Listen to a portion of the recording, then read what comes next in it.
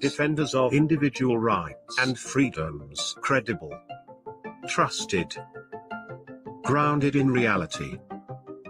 Maverick News, Maverick News. Defending free speech, free speech. Donate at freedomreporters.com. Do it now. Tomorrow may be too late. Maverick News. The world is watching.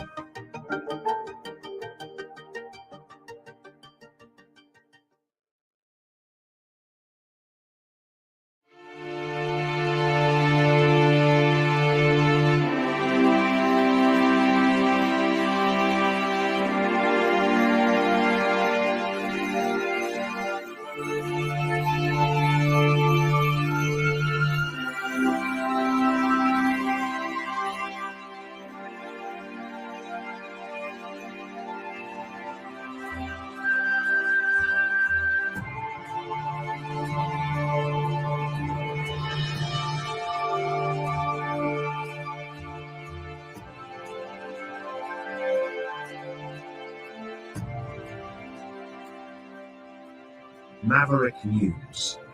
The world is watching.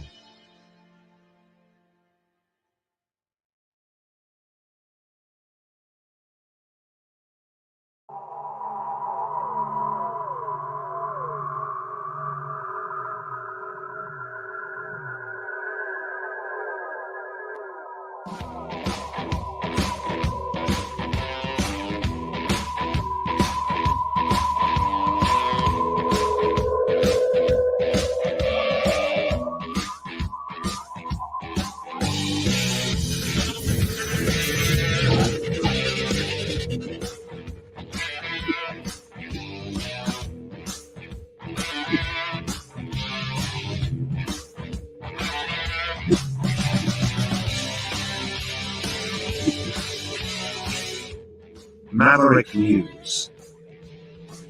The world is watching.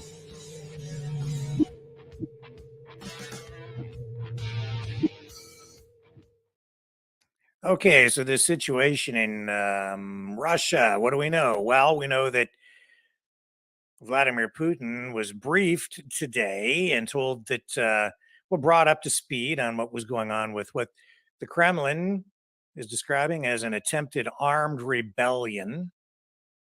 And this all happening after the leader, the owner of I'm going to call it a mercenary group because that's what it is. They're a mercenary group. He's a paid gun, a hired gun of the Wagner Group, claimed control of military facilities in Rostov-on-Don, which is a key Russian city on the Ukrainian border. Now, you have to go back, and you might remember that he was complaining about not having enough ammunition from the Russian military. We're talking about Yevgeny Prigozhin, who has a long history of working with Vladimir Putin, but he started this private military company, which the United States does the same thing. They hire private military contractors as well, rather than draft people into the military. These are soldiers of fortune, essentially, and this is the Russian equivalent of that. Prigozhin was originally, I guess, in the catering business and then got into this business and makes a lot of money by putting together a private little army of his own. And then he works with Russia and enjoys the support, the protection of Russian sovereignty and the support of the Russian military and the Ministry of Defense in Russia. And he has been instrumental with his company in the Donbass, in these annexed areas, and they needed the Wagner Group before annexing those areas. that are now in Russian control, which are part of Ukraine, because the Russian military couldn't go in there before, back in like 2014, when things really started to escalate and the people living in those areas were being shelled by Ukrainian forces. So it was basically these private contractors that went in there and worked with local militia groups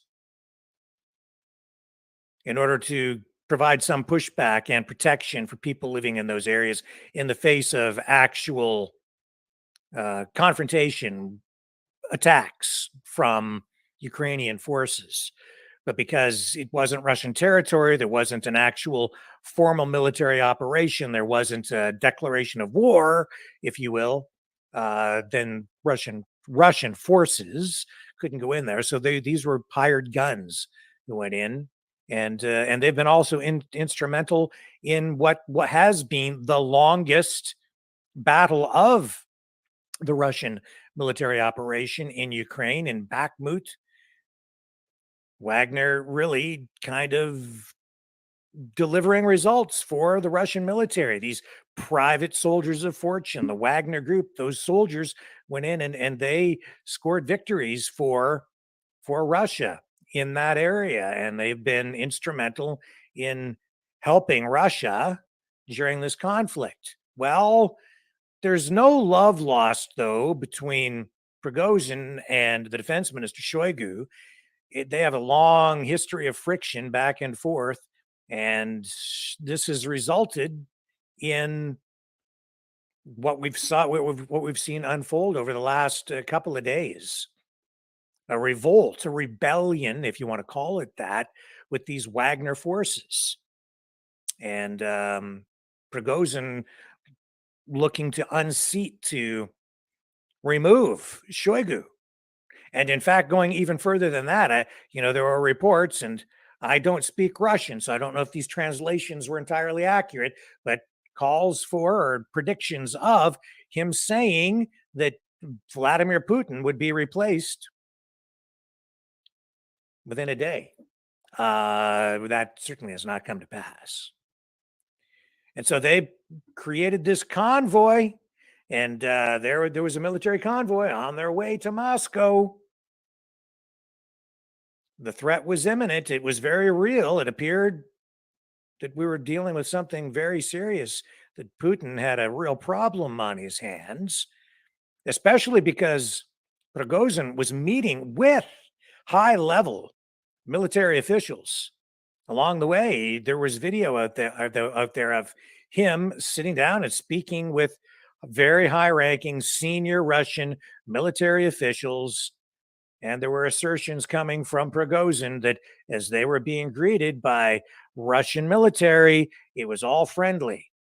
And so it looked like, and I wasn't buying this, but it was looking like there might be some softness in the Russian military, and maybe some alliances being formed.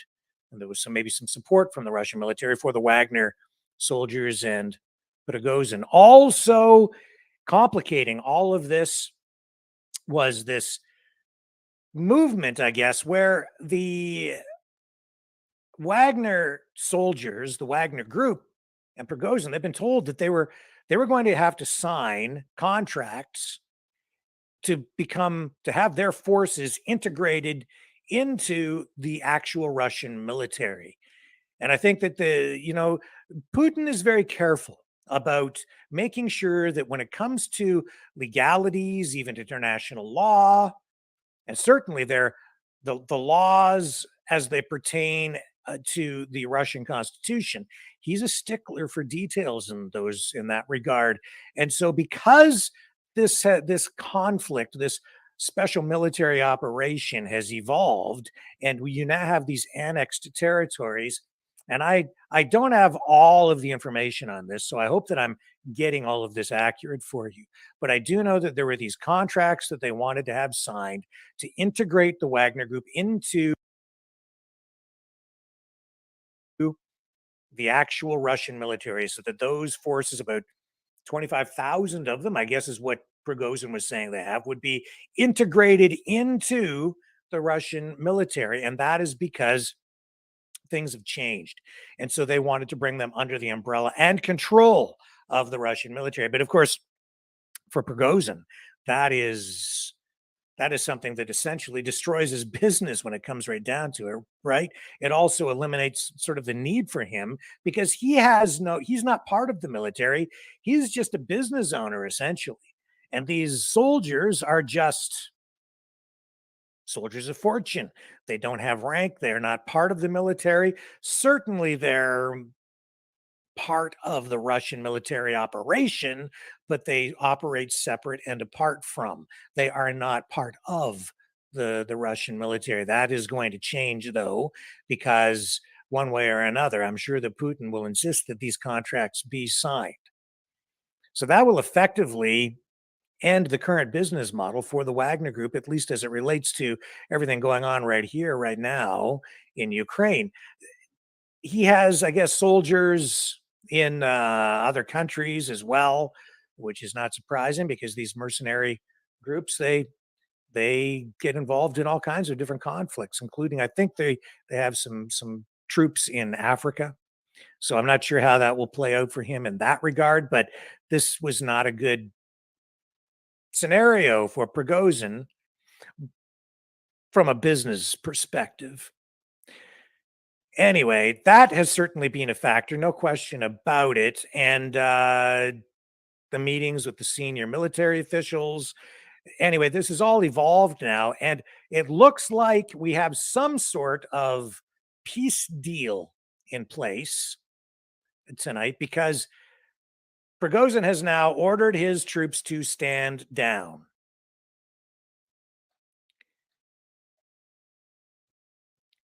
So they were traveling, they were all heading north to Moscow.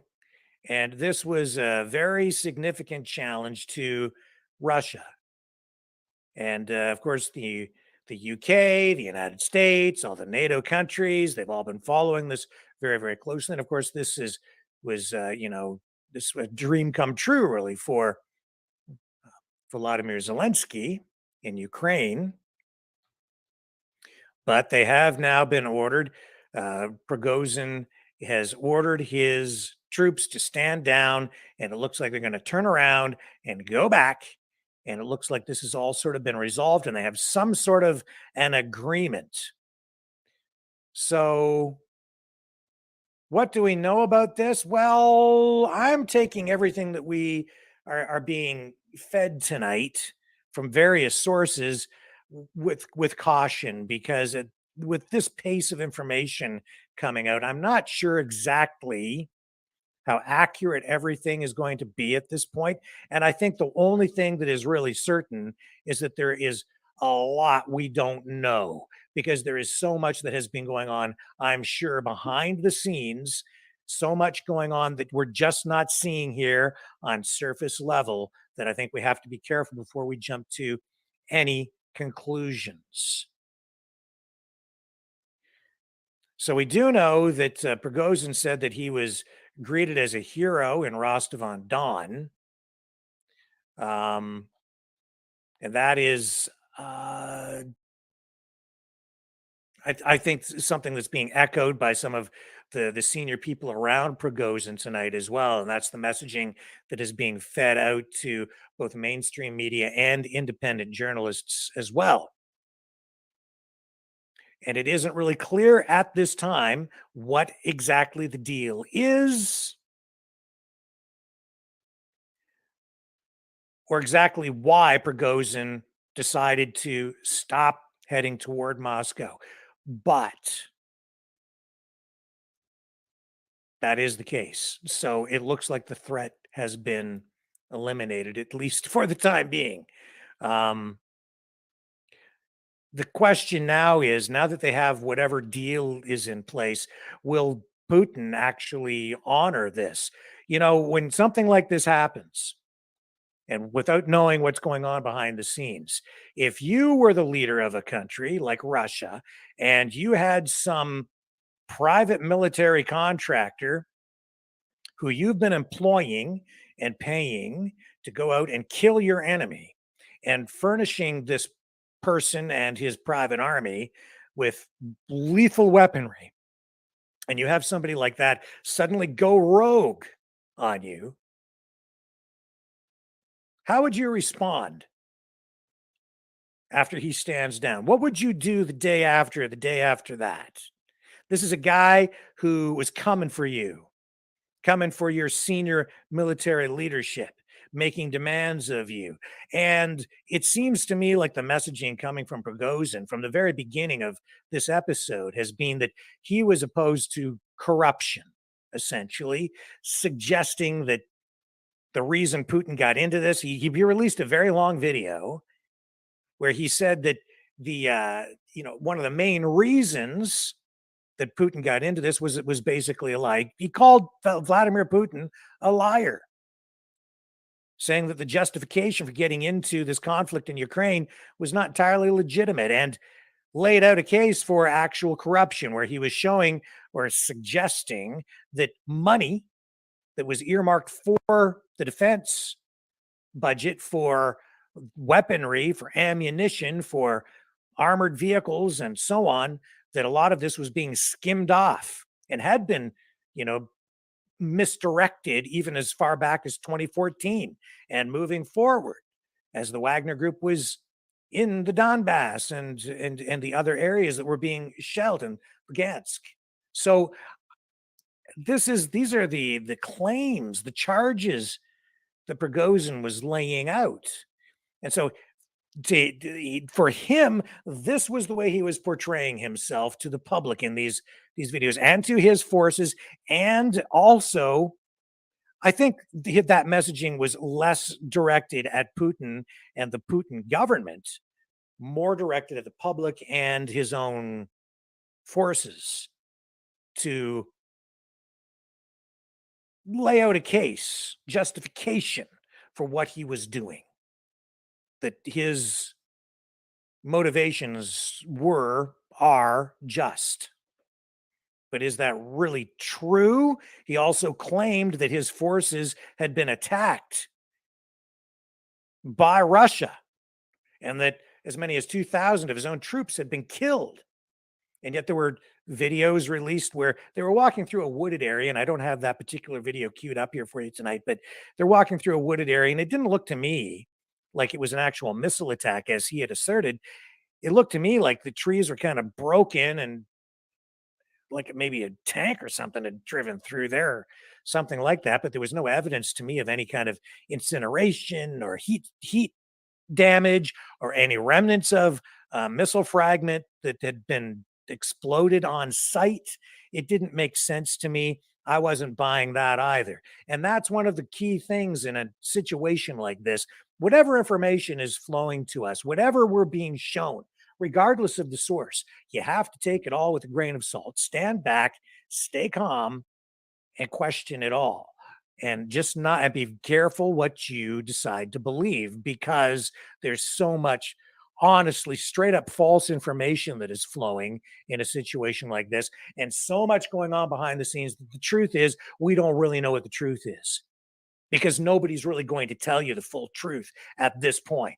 The truth may come out, but we don't really know what the true motivations are behind all of these players. We don't even know what the true motivations are behind what Vladimir Putin is doing, let alone Prigozhin or Shoigu or any of these other people involved either, all these other military leaders. And we don't know what the motivations are even behind a lot of what the media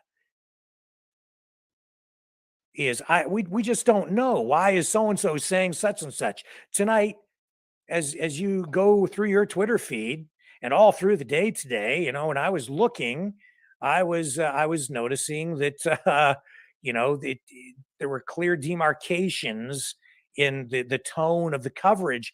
There were many people online spouting off, many of them predicting the demise of Russia, the overthrow uh, of Putin, that his hours were numbered. I didn't think so. No, I didn't think so.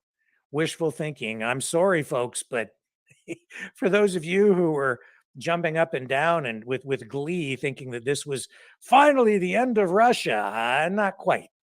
Far from it, actually. And here's Zelensky. Like, what he spouted off here with this little video that he produced. Let's потери, вся ненависть. Человек he из saying? Кремля, I очевидно, don't know. очень боится и, наверное, прячется где-то, не показывается. I don't speak Уверен, his что уже не в language. Москве. Звонит куда-то, выпрашивает там что-то. Он знает, чего боится, потому что он сам He's saying создал something to the эту effect угрозу. Все of зло, he's все pretty sure потери, that вся Putin ненависть. Он это сам распространяет. was И no чем longer. дольше This was еще он during the course сможет of the events. перебегать, Putin's no longer in Moscow. He's afraid to show his face. все, кто связан с Россией. Что будем делать мы, украинцы? А мы будем защищать Blah blah свою blah blah страну, blah мы blah будем blah blah защищать blah свою blah blah свободу. blah blah. We don't. It's not worth anything because it doesn't, because he's just spouting off, taking advantage of the situation. I said yesterday in our broadcast that this might well be, and I'm pretty sure that this may have been a factor, and I'm pretty sure it is a factor. The CIA, the United States, talk about a psyop. A psyop is not necessarily just a straight up thing. They're very subtle, they're hidden, they're cloaked, they come in a myriad of different forms. And it's sometimes not even, you can't tell that there is even any degree of psyop even taking place. But if you don't think that the United States and NATO, in particular the US, had their fingers into this on it seemed at least some level where they were trying to manipulate people psychologically and through information warfare, think again. And if you don't think that they were trying to reach out directly or even indirectly to the leader of the Wagner Group in order to influence him and get him to work for them in this instance, think again. You're darn right they were. Information warfare, it's not just the crude dropping of leaflets on the where they'd fly overhead and just dump leaflets out over the enemy. No, it's very sophisticated now. I mean, we've talked about things like MK Ultra mind control. Online with the internet today, psychological control of people, very, very sophisticated. Make no mistake. And if you want to, you want to win a war, you probably don't even need to drop any damn bombs. You can do it by controlling people's minds. They have the ability to honestly target specifically through geolocating and specific messaging just the soldiers within the Wagner Group.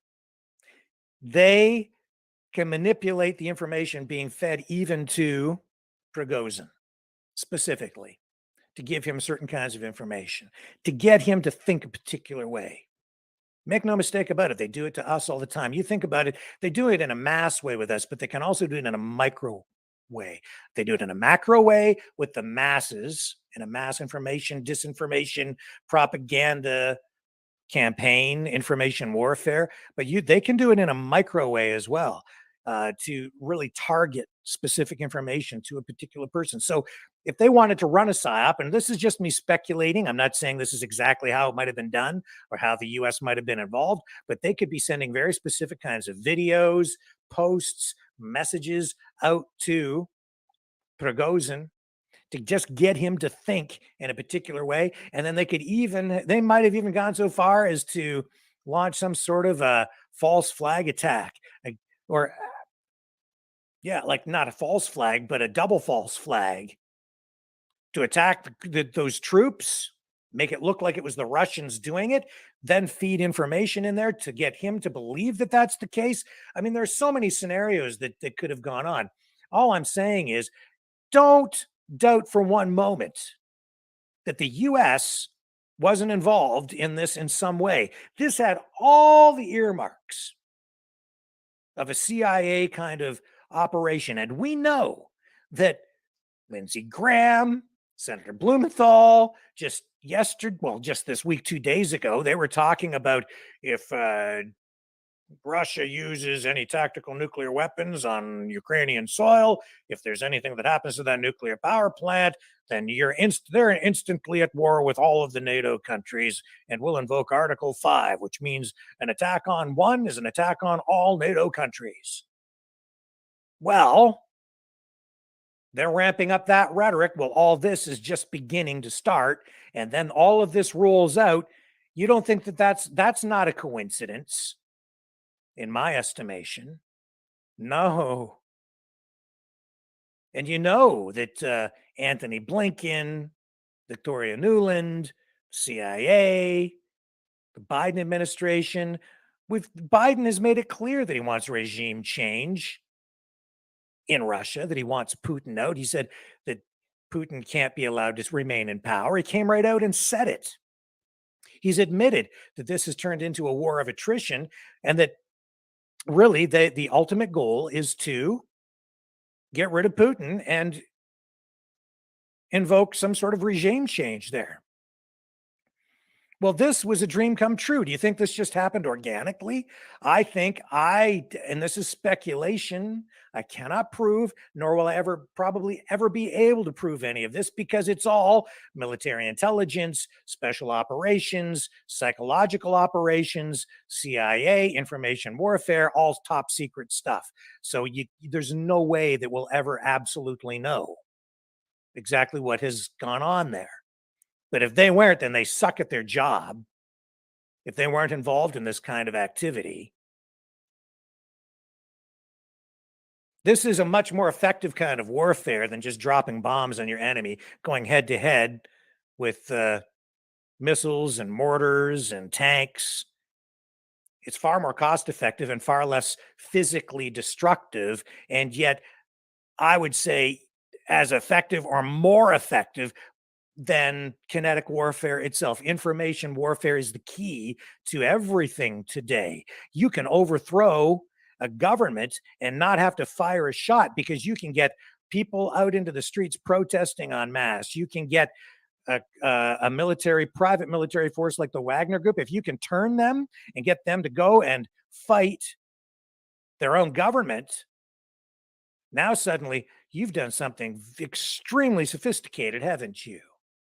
And all you have to do is just manipulate some information, manipulate a few little circumstances, engage in a little activity over here with a sort of a double false flag thing, or engage in different kinds of information warfare, psychological warfare, just to get people to think about something a little different, to skew their perspective and get them to believe something. And the way information flows is it begins at the top and flows down. So all you need to do is get a couple of key people with authority and credibility within their circle of influence, like a military commander, to believe something and tell others that he believes it. And because that person has authority, the people around him and under him will begin to repeat the same messaging, and it flows down from the top down, and the people underneath will instantly believe it as well. News distribution happens in precisely the same way, with top tier newspapers and newswire services disseminating information. This is what the gospel is. And then every other news organization, your mid-level, your regional, your local stations, your newspapers, right down to the little newspaper in a small town, they get all this information and it flows top down. And because it comes from the top, like, say, the New York Times or Associated Press as a wire service, or Reuters, they take it as truth and they just repeat it. They regurgitate it, usually just reprinting these articles in their newspapers in order to fill up space, sometimes localizing them, doing local versions of the stories. Well, the flow of information through information warfare, as disseminated through intelligence agencies and the CIA, it works in very much the same way. Get a key military leader to believe something and then share it. And the people underneath him will believe it and follow it. And you've got them in the palm of your hands. I've been following this stuff and studying it extensively. I mean, I've always been in media from the time I was knee high working in media. All my life, this has been what I do. And I see exactly how governments, the military, especially here in the West, have learned to use and manipulate information to manipulate people, to manipulate us. They're doing it to us every single day. And it's not being done in a straight on way where you're recognizing it and you think that you're thinking critically and you're immune to it because maybe, oh, I'm aware that they're engaging in this kind of act. No, no, no, no, no. Even I'm susceptible to it. Everyone is, because they don't do it in a way that you really know, and you don't really know where the information is coming from. And sometimes the information that you think is coming from a friend is actually a foe, and they're just feeding. Sometimes they give you more information to support and confirm your bias in order to pull you further along on that thought process. It's quite complex. I don't really have the time to kind of go into it even further here tonight, but I would not be at all surprised if that was part of what was going on, has been going on over there in Russia. The lettered agencies, the CIA, the West, absolutely, make no mistake, they would have been working hard to exploit this situation from the very beginning. And I would go further than that. I would say that they probably have been involved from before this erupted to this level. And they've been probably trying to stir the pot through a variety of the methods that I just laid out. And of course, they're never going to reveal their sources or their methods. But make no mistake, they're engaging in this kind of activity all the time. And I would say that even some of the information warfare going on over here, where they're characterizing it as Russian misinformation or Russian disinformation, I would say that even a lot of that stuff is the US government itself and the CIA engaging in precisely the dissemination of that information. When it's not the Russians at all, it's probably them, where they plant that information. And even though it looks like it's, counter to US interests, it's like a double negative. They're feeding people's heads full of this stuff in order to really screw with people's minds. I'm telling you. And you don't know whether you're coming or going anymore. And that's why, as they say, once people no longer know what the truth is, then the CIA has done its job.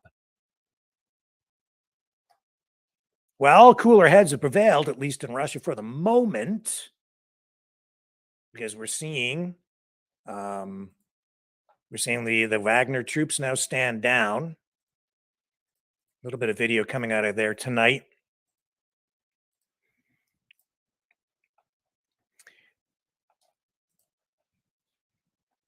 So, these are some of the scenes that we had coming out of Russia as the Wagner Group made its way toward Moscow.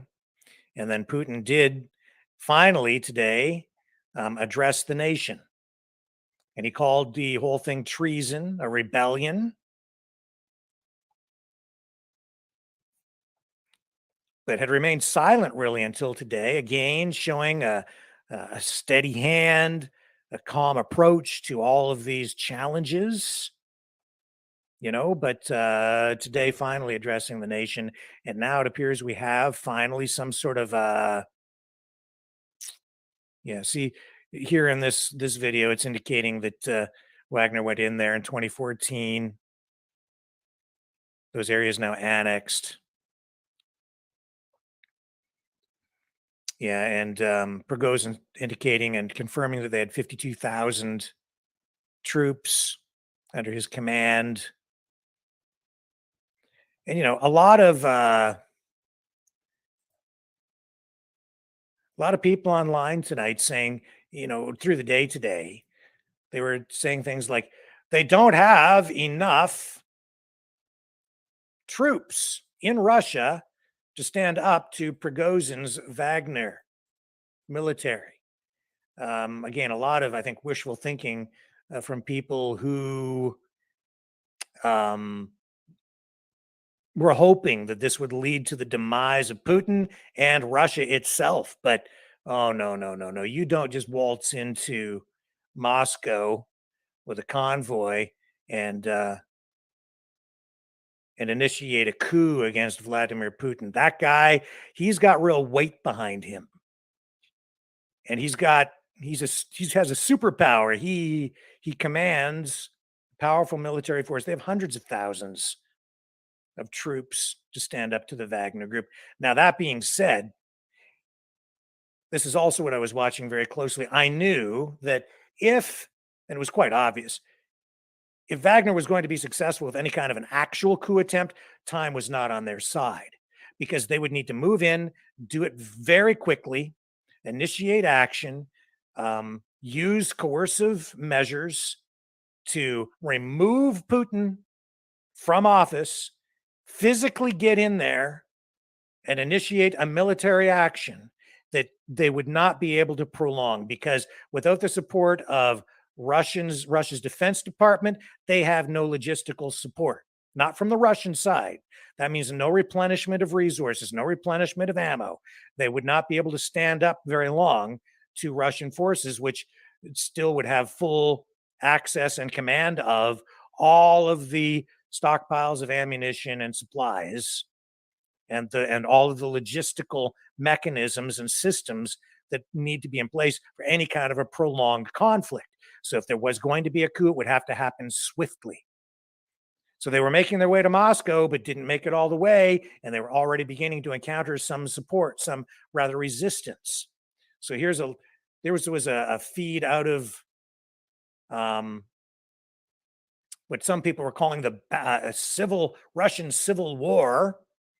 So basically, a day of intense drama. And this was the situation in Moscow.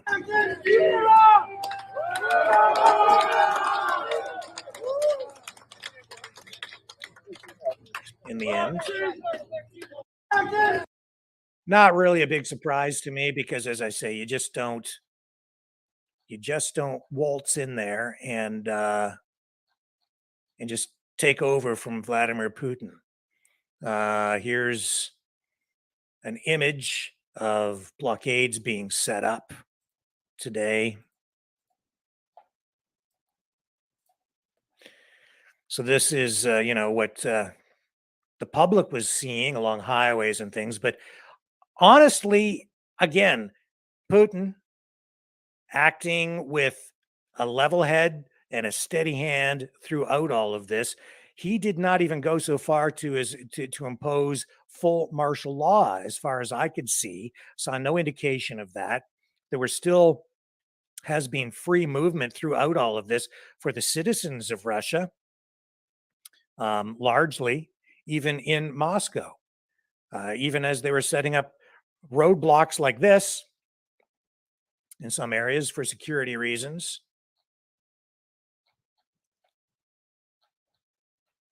We saw a pretty steady hand from Vladimir Putin himself. And this has been the scene. This is what it has looked like from live camera footage throughout the ordeal over there in Russia. I mean, you want to know what it looked like in Moscow during the height of the rebellion? Well, this is it. That's Moscow through the day today. This is not live now, but this was from a live cam earlier, as we kind of reached the peak of what is being described as a coup, or an attempted coup, a rebellion of sorts, right? This is what it looked like. Pretty normal, really, overall. People still out.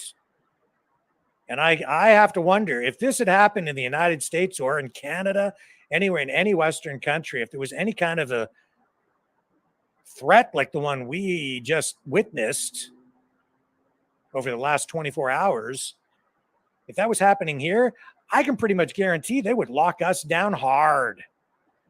They would be telling everyone to stay home, and would not, if anyone was caught out, I think that there would be charges laid, people thrown in the slammer just for being out and about.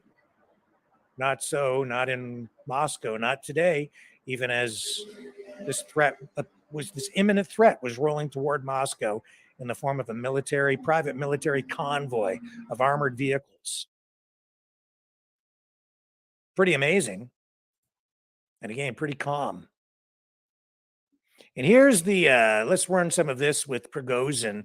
This is kind of what led to a lot of this was videos like this that he had posted. This is what led to it. He says this is a march of justice. He said it wasn't really a coup.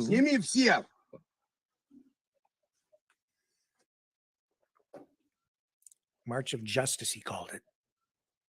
Это чьи-то, отцы, и чьи-то сыновья, и те, которые не дают нам боеприпасы, accusing the defense minister of ordering those attacks on his Wagner troops. Жрать их потроха,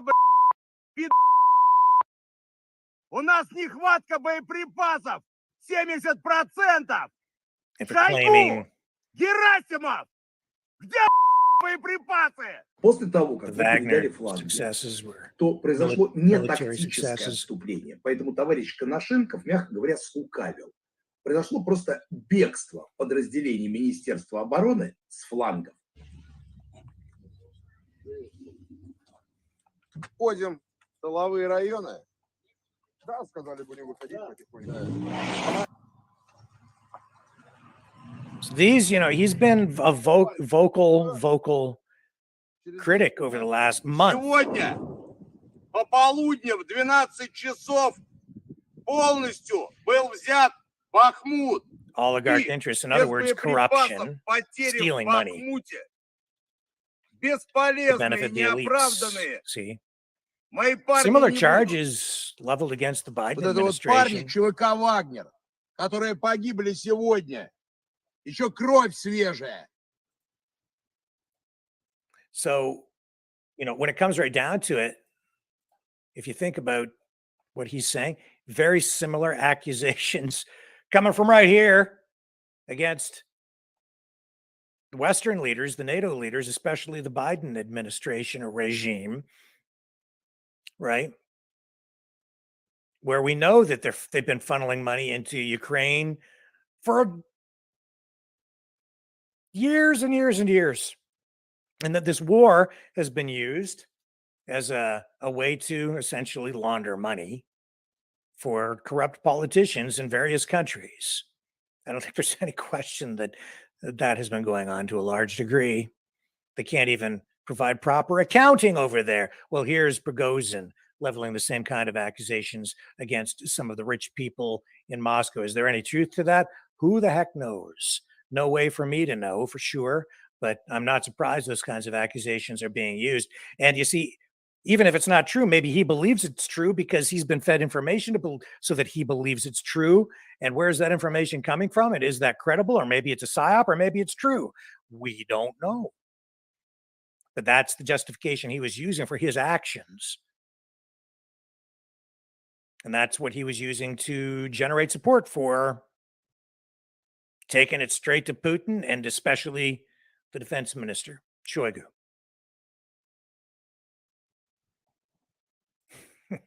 War is a dirty business, and it is a business. With all that money flowing, all that money at stake, all that money available, it's just inevitable that you're going to get corruption. And then what have we saw? We saw at that Rebuild Ukraine conference over the past week in London, where other people are lining up, these big corporations, they're all lining up at the public trough to cash in on the rebuilding of Ukraine. That's on the other side of the equation. And in my view, even that in itself, even though it may be entirely legal, it's absolutely corrupt. Because all of that money is going to come from, you guessed it, the middle class and the poor and the average person in the form of taxation. The governments will just print whatever money is needed, and we have to account for it all. We have to provide the productivity to cover off the cost. All the people here in the West and the people in Ukraine, because They are now in debt, for billions and hundreds of billions, if not trillions of dollars worth of weaponry in order to destroy what's really been used to destroy everything around them because of this war. They're now in debt for that because a lot of that wasn't just given to them. It has been loaned. They've given them loans. That money ultimately has to be paid back in some way. So that really enslaves not just the people of Ukraine today, but future generations of Ukrainians. And now on the rebuilding side, these big corporations are lining up to get these government contracts to go in there and rebuild all the infrastructure, the roads, that dam that was blown up, power plants, houses, thousands and thousands of houses and businesses and strip plazas and you name it, sewer systems, water treatment plants, everything that a country needs, they'll rebuild it all with government contracts paid for by, you guessed it, more loans or grants from the various NATO countries, except with the one caveat being that they did indicate that they want to hold Vladimir Putin and Russia accountable for all of the destruction there, and they want to make Russia pay for it. So if Russia loses the war, they'll be on the hook for all of the expenses associated with rebuilding Ukraine, rebuilding an entire country, reparations. And we've seen that throughout history. We've seen how that plays out sometimes, especially as we went into World War II. And the Germans, being held for reparations from World War I, their economy was in the tank. But anyway, that's a whole other story. The point being that good luck with that, because I don't think it's going to be that easy to get rid of Vladimir Putin or to destroy Russia as a nation state. So where does that leave us? Well, I think now we have to sit back and wait and see what happens with Prigozhin and what exactly this deal really is, not just what we're kind of getting on the surface here tonight. Prigozhin, even though I've indicated that the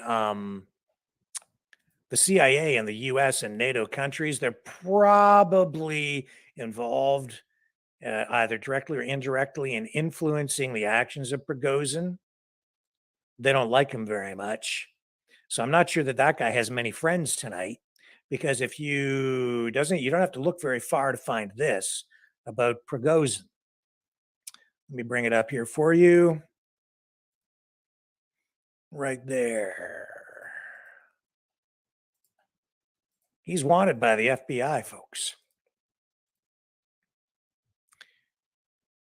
Yevgeny Viktorovich Prigozhin. There he is. So it says here the FBI is offering a reward of up to $250,000 for information leading to the arrest of Prigozhin. Prigozhin speaks Russian. It has ties to Russia, Indonesia, and Qatar. Yevgeny Prigozhin is wanted by the FBI. It says here, it's a caution, wanted by the FBI for his alleged involvement in a conspiracy to defraud the United States by impairing, obstructing, and defeating the lawful functions of the Federal Election Commission, the United States Department of Justice, and the United States Department of State.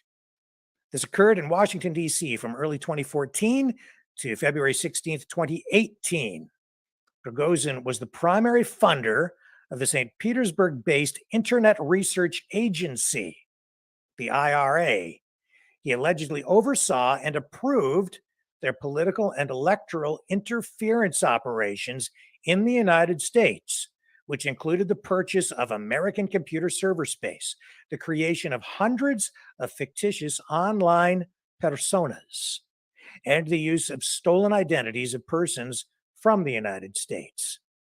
These actions were allegedly taken to reach significant numbers of Americans for the purposes of interfering with the United States political system, including the 2016 presidential election. Russia, Russia, Russia. Well, I think in this case, there's probably truth to all of this.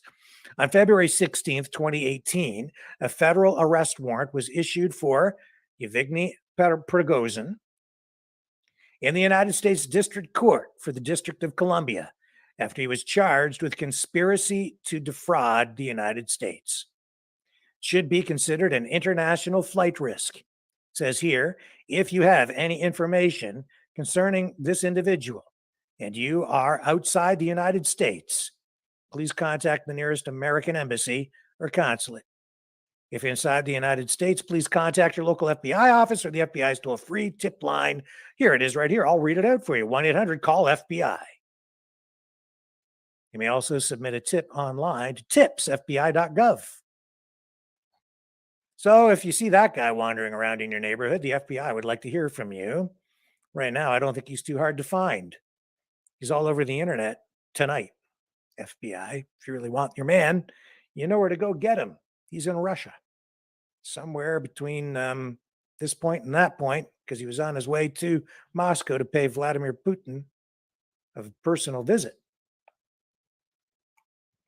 Interesting that we know now, and we knew then, that he has been directly involved in information warfare himself, that he was part of that confirmed, honestly,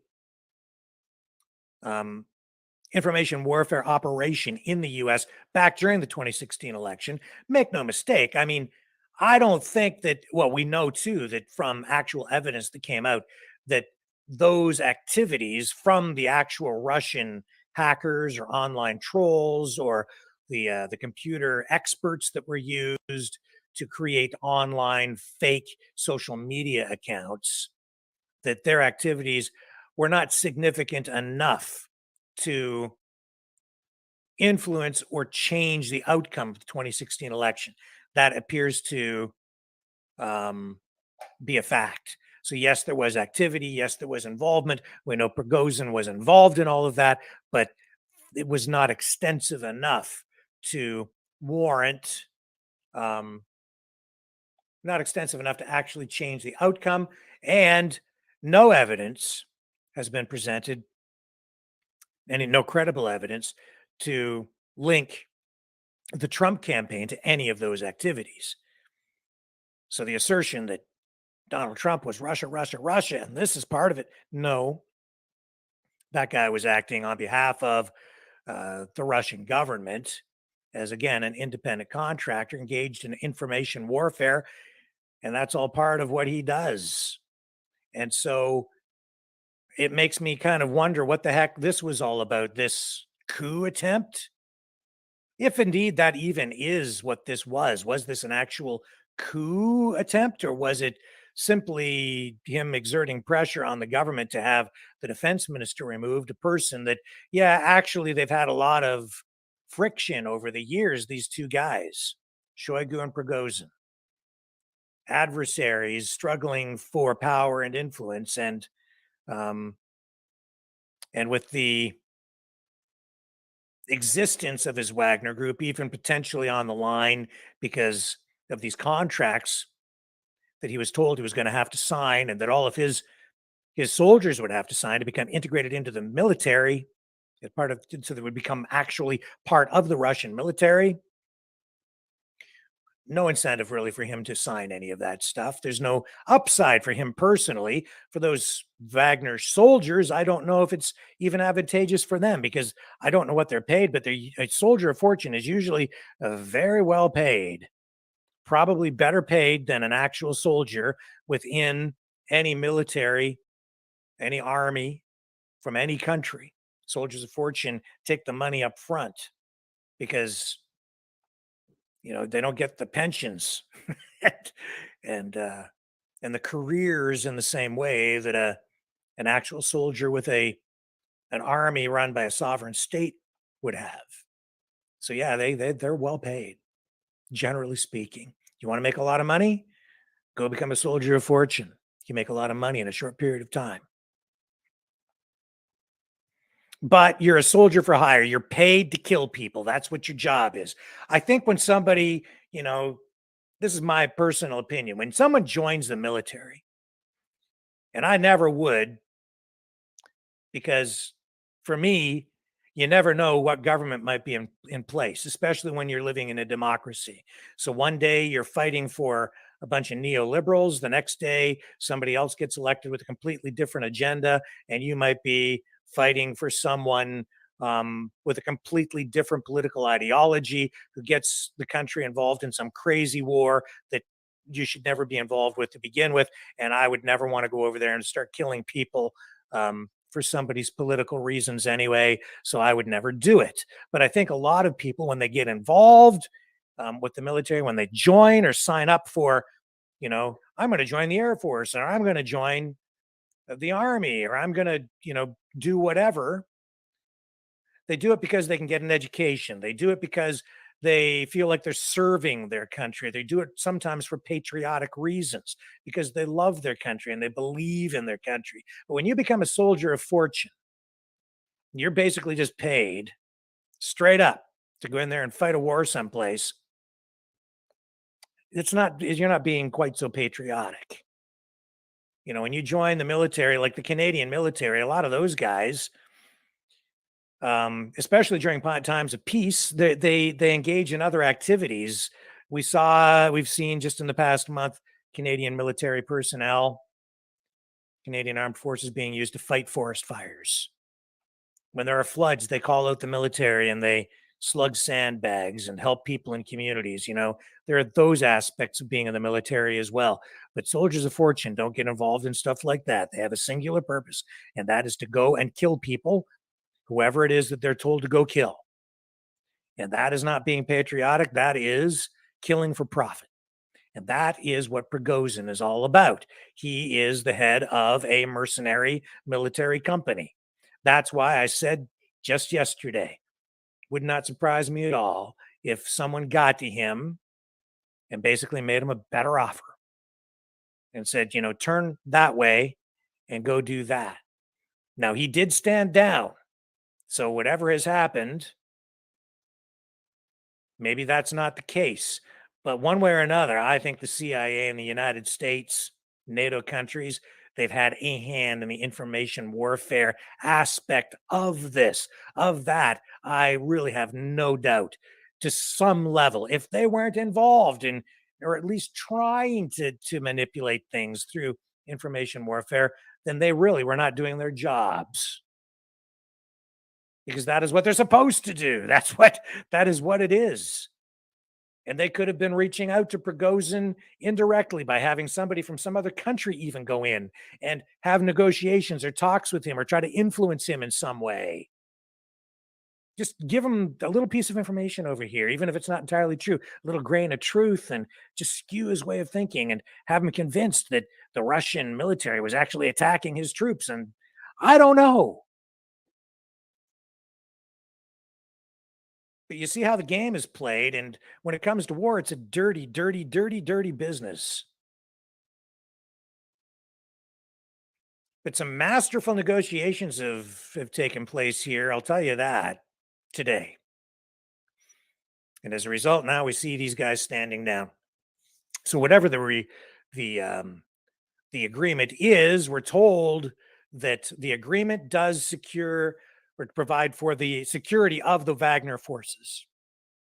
So essentially, Putin has agreed that he's not going to destroy them. Does it guarantee the safety of Prigozhin? Maybe. Possibly. Don't know. It appears to be the case on the surface, but I'll tell you this. I'll be very surprised if Prigozhin lives much longer. Wanted by the FBI. The West doesn't like him. He's got no friends, I don't think, anymore now in the Kremlin. He's proven that he's really not a guy to be trusted. Unless this was all some super double quadruple mind screw where the whole thing has been a psyop in order to get our attention focused on what happened over the last 24 hours or so, instead of looking at some other big military operation that maybe Russia is launching in some other location in Ukraine to counter the counteroffensive from the Ukrainians, which hasn't been going that well from everything we've seen anyway. But this has been too too organic. It's been too widely publicized. There's been too much of this. This is too heavy for it to be simply some sort of a double, triple, quadruple mind screw, psychological operation. Too much, I think, invested in this. Too much time, too much effort, too many resources to go to this extent just to kind of screw with people's psyches. I don't buy that. This actually did happen. And for that reason, I think Prigozhin has proven can't be trusted. If I were him, I'd be sleeping with one eye open, baby, for quite a while to come. Because I don't think he has any friends anyplace now. I don't think anybody's going to trust him. And if I were Vladimir Putin, I'd want to deal with that. You know what I'm saying?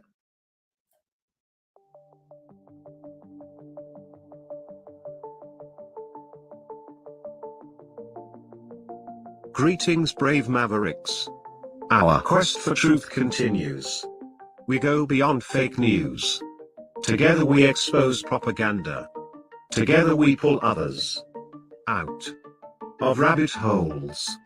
We are maverick thinkers. We are all unique individuals, defenders of individual rights and freedoms, credible, trusted, grounded in reality. Maverick News, Maverick News. Defending free speech, free speech. Donate at freedomreporters.com. Do it now. Tomorrow may be too late. Maverick News. The world is watching.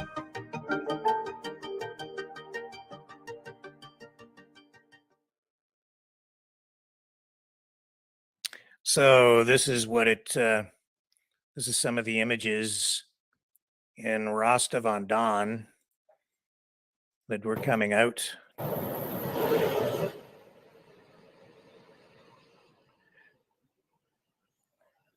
So this is what people were seeing, with these Wagner troops. And this is what led to a lot of the concern and the ultimate convoy heading to Moscow. And now,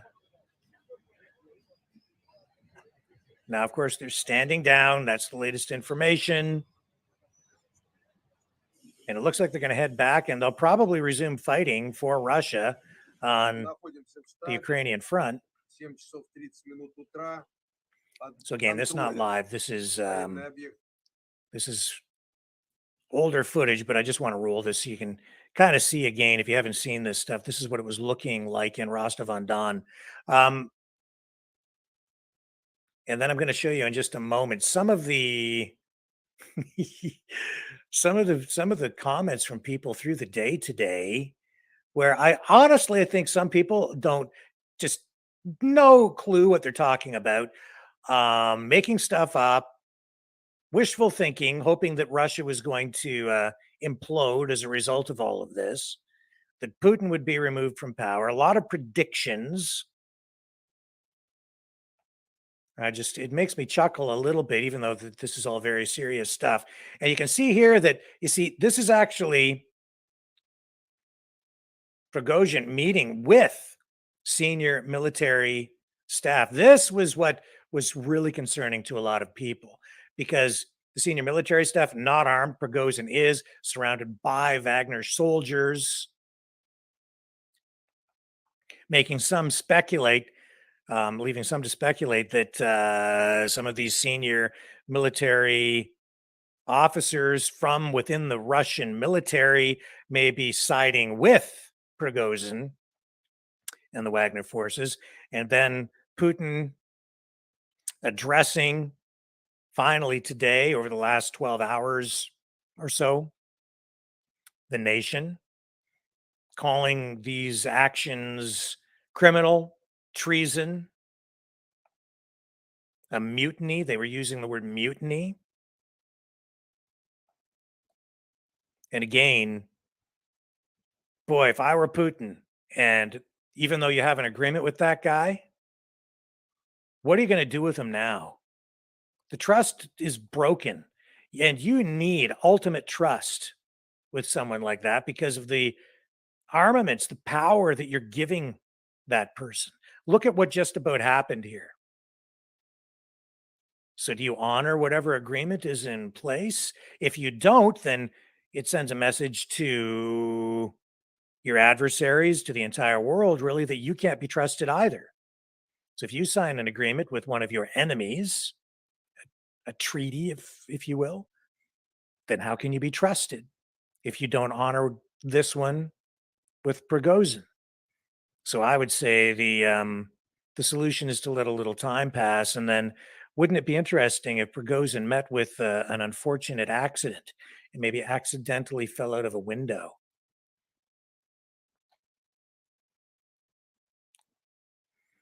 And so Prigozhin tonight coming up with this statement just a very short time ago, saying the fulfillment of criminal orders and an attempt to interfere with the planned campaign of justice will end badly for employees who have made the wrong choice. I'll bring that up and show you. I am not exactly sure what that means. Here it is. This is Prigozhin tonight. The most promising politician turns to the National Guard with an offer that is better not to refuse: the fulfillment of criminal orders and an attempt to interfere with the planned campaign of justice will end badly for employees who have made the wrong choice. So I think that's a message. Maybe if I'm reading that correctly, I think that's a message to his own soldiers that if you defied me, you'll pay the price. I'm not sure. I don't have enough information to put that into full context. That's a little cryptic for me. I don't. It's probably tied into other statements that he's made today that maybe I'm not aware of, but maybe someone in the comments here understands what he's getting at with regard to that. But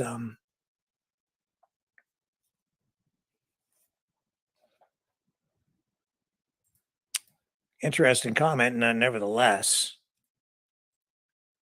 What was the motivation, I guess, behind Prigozhin doing all of this? Well, a lot of speculation there. But, as I said, a lot of people cheerleading here in the West. And here's an example of, look, this is a YouTube video. And the heading here, the title for this video, Russia Coup. There aren't enough troops inside Russia to protect the Kremlin against Prigozhin. So that was 12 hours ago that was posted. Was that really true? There were a lot of posts on Twitter from people saying very similar things to that all the way along. A lot of people predicting that this was going to be the end of Putin. Not me. I saw this as a real serious problem, but ultimately I was like, no, gonna take more than this. Even though Prigozhin has all these troops and these tanks and armaments, I don't think so. This isn't the end of Putin. Not yet. I wasn't on board with that. So I think that Prigozhin, honestly, at some point saw the writing on the wall, understood that as much as he was carrying some weight here and had some clout and force behind him, I think he finally realized that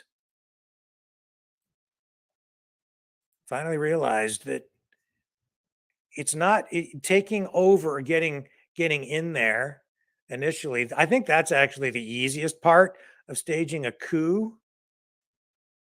But after you've ousted someone like Putin, say you had been successful and that was the goal, and he removed Putin and took over in some way, you know what you have to do then?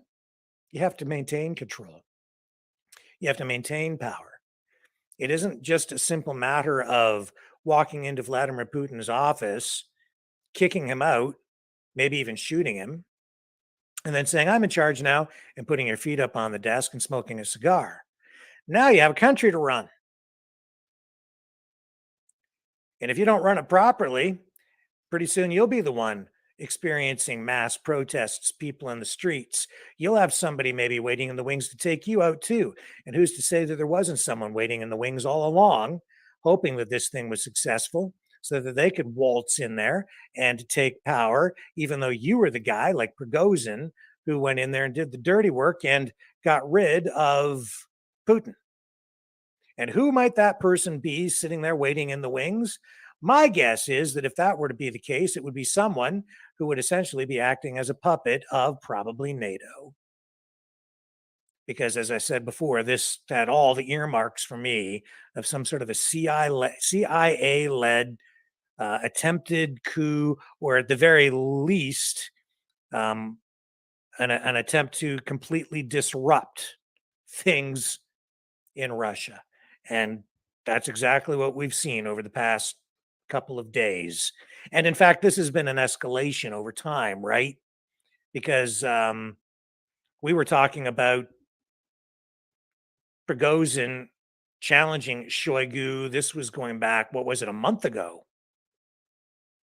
At least a month ago, we were talking about that. And we had an interview with, who was it that we were talking to over in Russia about that?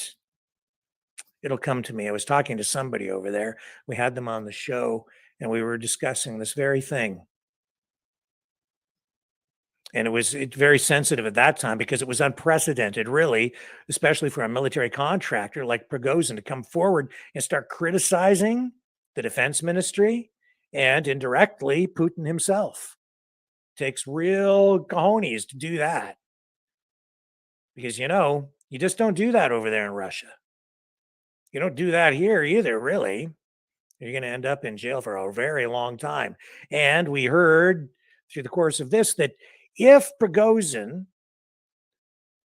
were to be convicted for treason, for an attempted coup, for mutiny, whatever the charges specifically or formally are under Russian law, he was facing up to 20 years in jail for trying to do this. My guess is we haven't heard the end of this. I don't think Prigozhin has heard the end of it or experienced the end of it. No question in my mind. There's more than he needs to worry about. That is for sure. But we are seeing tonight that there are reports coming out, and according to Russian state media, major changes to the leadership of the Russian Ministry of Defense, including changes to the current defense minister, Sergei Shoigu, and Army Chief of General Staff, Valery Gerasimov, have reportedly been agreed upon as part of this deal, this peace deal, in order to stop what Prigozhin calls the march for justice of the Wagner PMC group toward Moscow. So it's this deal that has been struck that has resulted in the end of these escalating hostilities.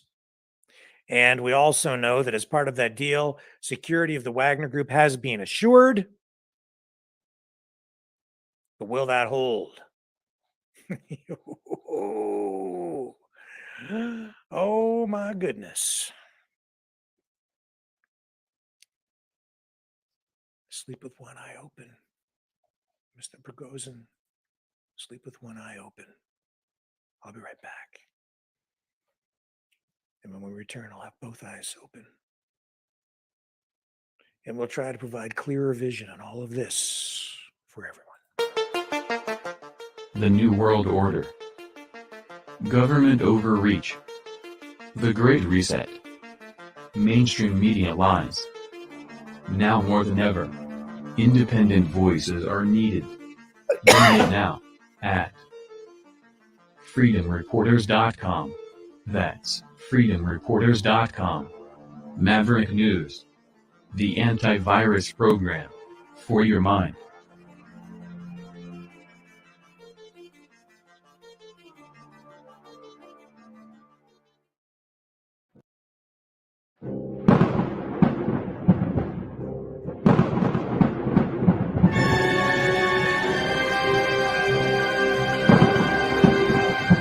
Fear not the storm, for truth is on our side. Maverick News. The world is watching.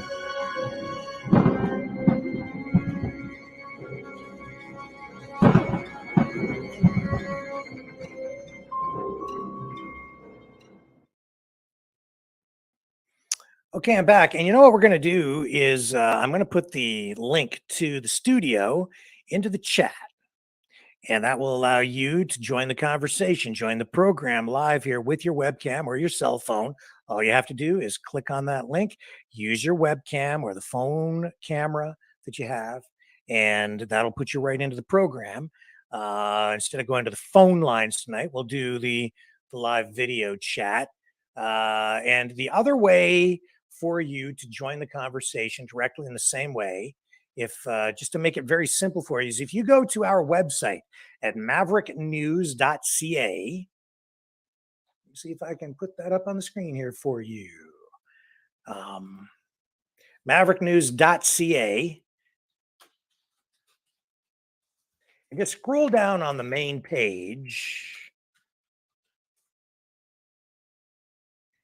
MaverickNewsChannel.com you can go to as well, but MaverickNews.ca is shorter, easier to get there. It'll take you straight to the main page. You just scroll down and I'll show you how easy it is to join the program. Okay, so here's our website,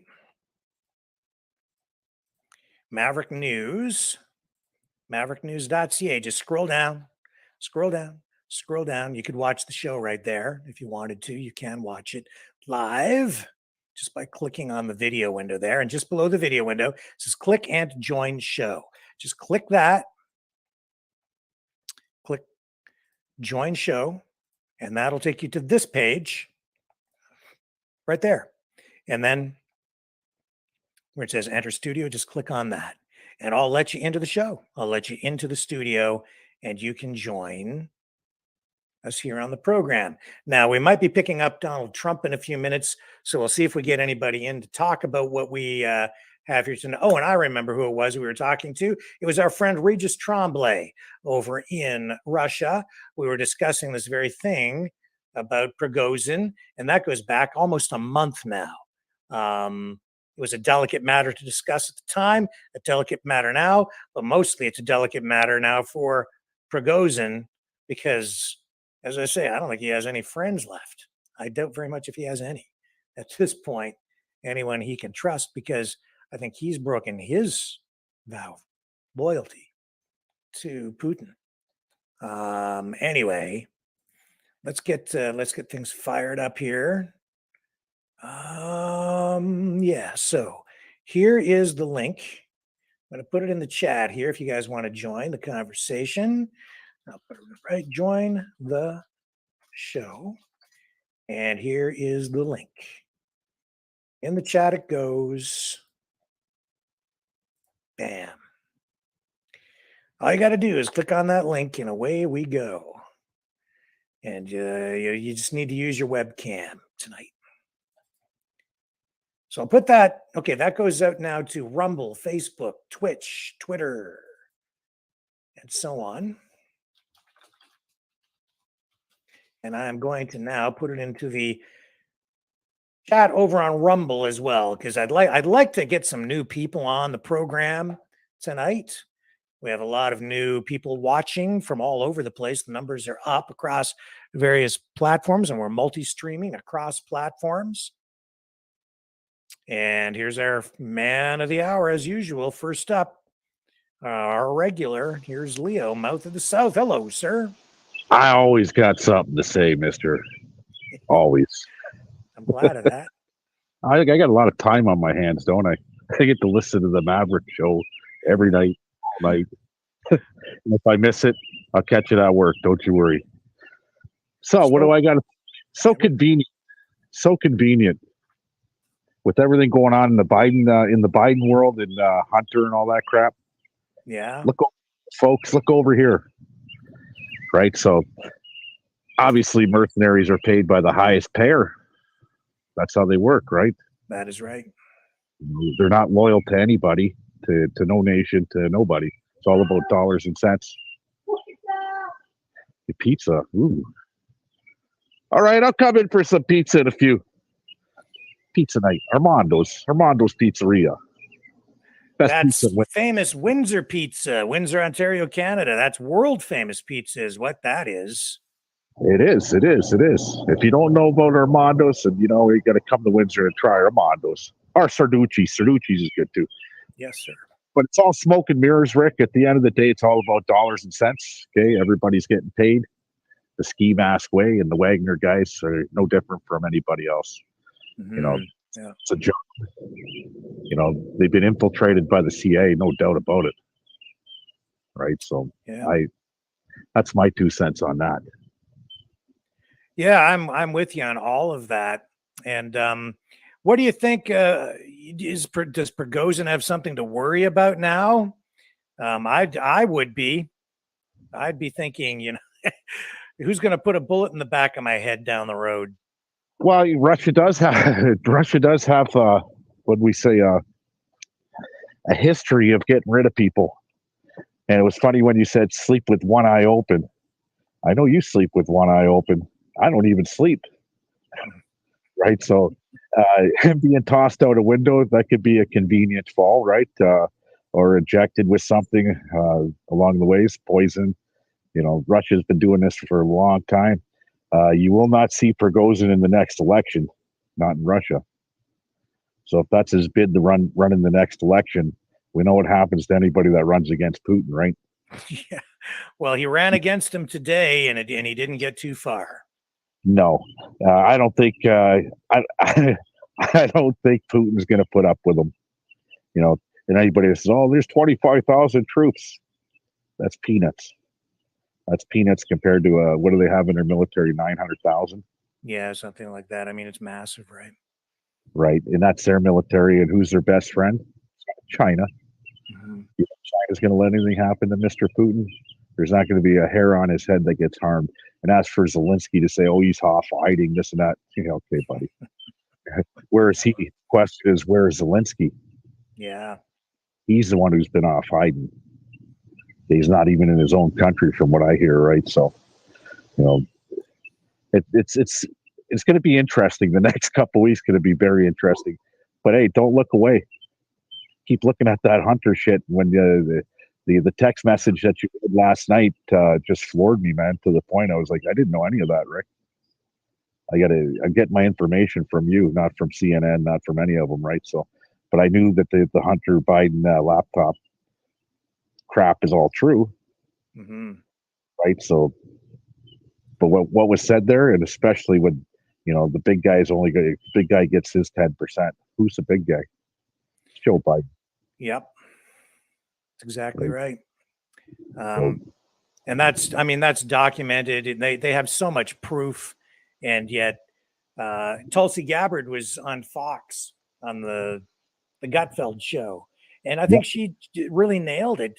What we're dealing with here now is basically a dictatorship, where it's a two-tier justice system. There's special treatment if you're with the right family, if you are with the right political party, you have status, then you get treated by the justice system in one way. But if you're an average, ordinary, everyday American or Canadian for that matter, you get treated differently. Things that you would be thrown in jail for, you get away with if you're, Hunter Biden.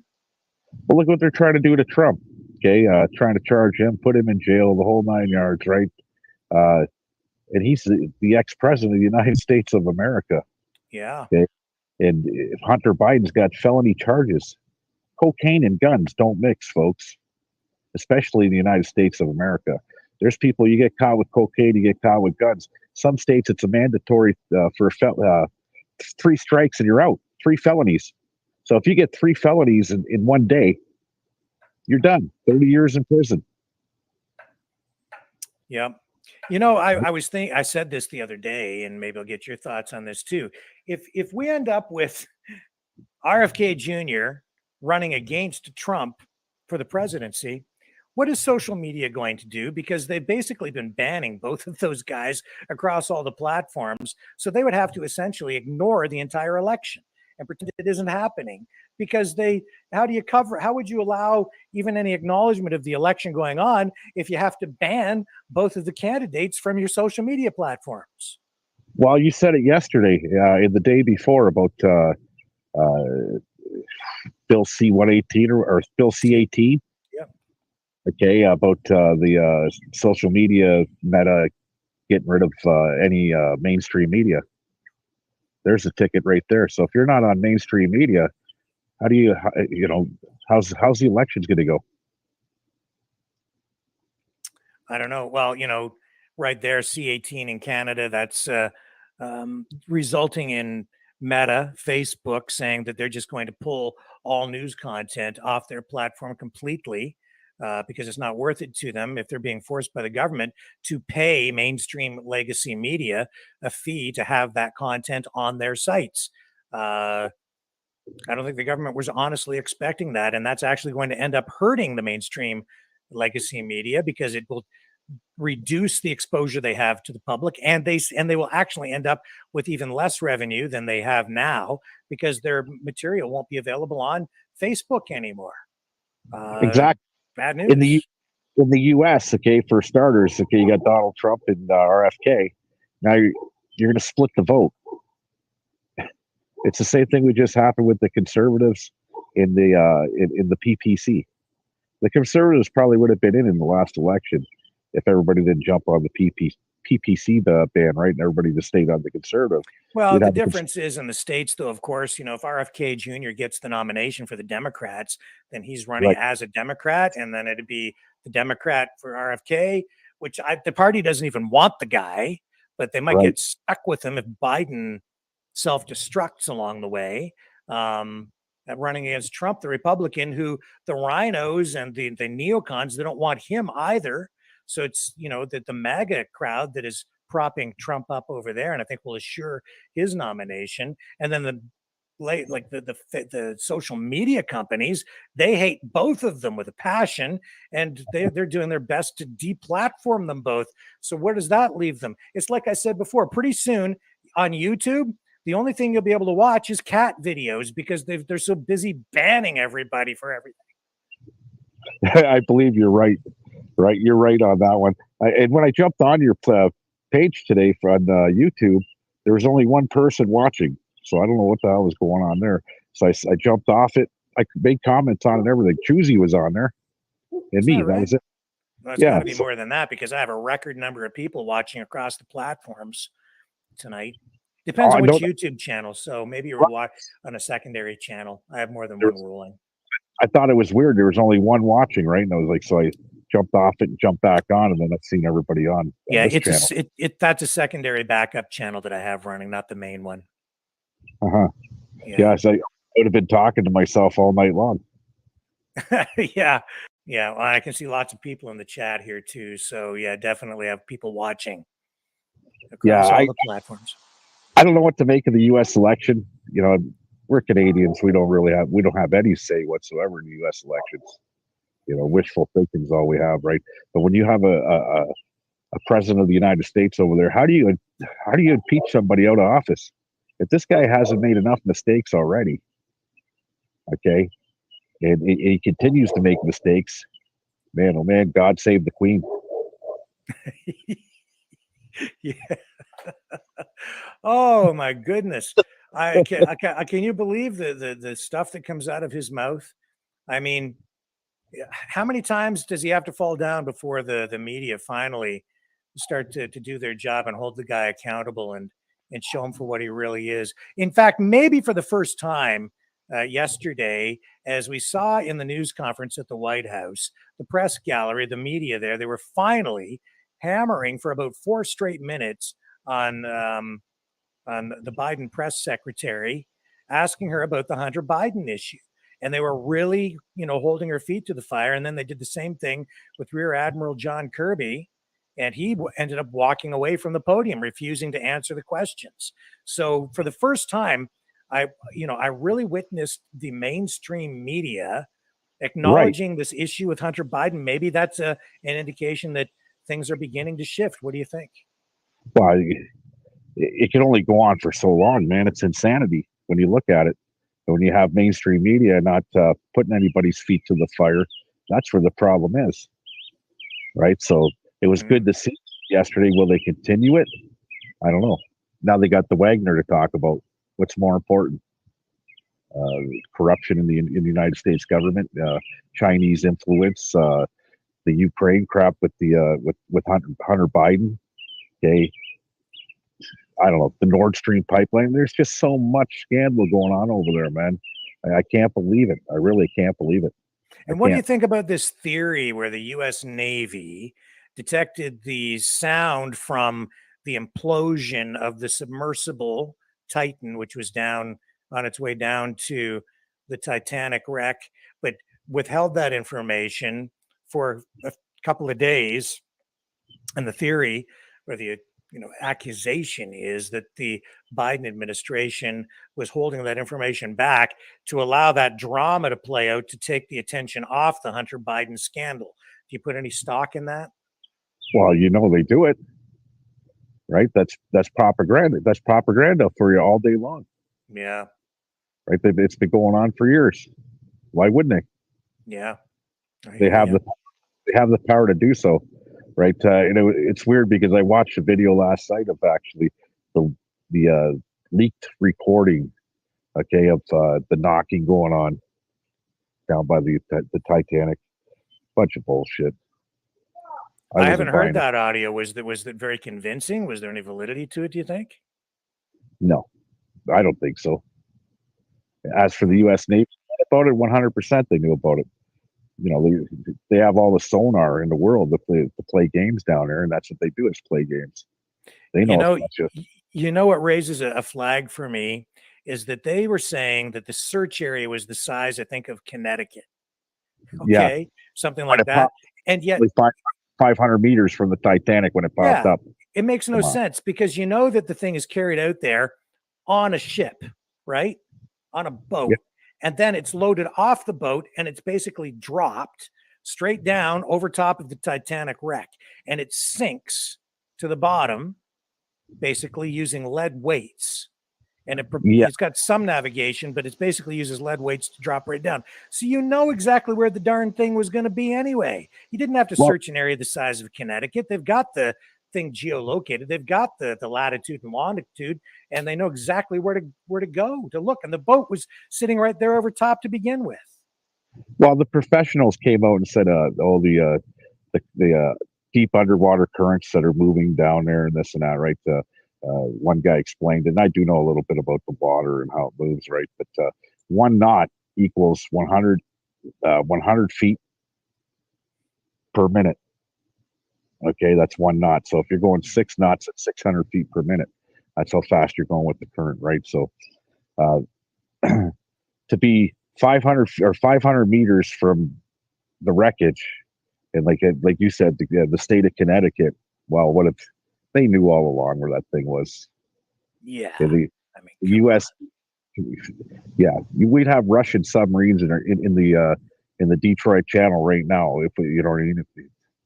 No, they have the technology. They know. That's what they do.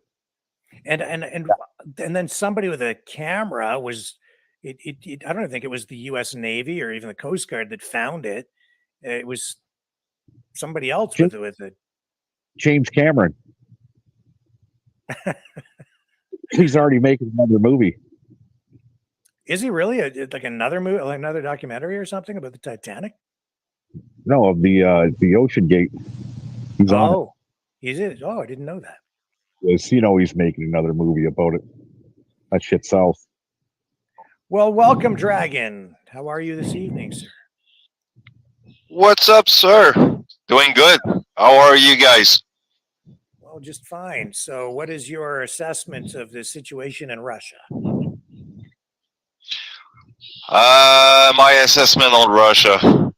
Well, when you play with fire, you get fire, and you get burned, and it's hurt. That's my assessment. No, actually, what can I tell you? Wagner's, the poor guys, what are they doing, right? Being paid by others to do the dirty job? Bad people. What you have? Nazis around. Sorry for the word, but you got the Ukrainian or whatever else that are playing that ball or calling names. Yeah. Well, what you get? You get the bad problem around, and you get those people fighting each others. Meanwhile, Dragon is trying to get a nice cover from the rain, because, well, it's not too rainy now, but it was. And having some fun at the party, because I was at a show a little bit earlier for the Saint Jean Baptiste. Right, you said you And were going to go down mostly there today. good Yeah. vibes. Good for you. Well, I got you some feeds, actually. It's on Excellent. your Facebook, my little friend. Oh, Hope you okay. will enjoy. I Hey, will take a shot. Dragon, tell us about Yep. Saint Baptistus. Who is it?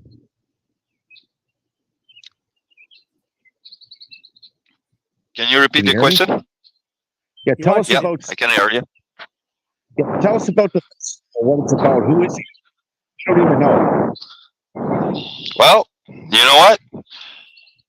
I will research that for you, because, well, sometimes I get messed up with this one. But Come on, Rick, let's tell say us. Saint Jean Baptiste. What is it? What is Taking it your for? word here. It's the national, actually. Okay, it's our national Quebec kind of thing, right? And why do we actually have that party? Well, it's in the honor of a Saint André Paul Jean Baptiste, which was practicing the baptism in Quebec, actually.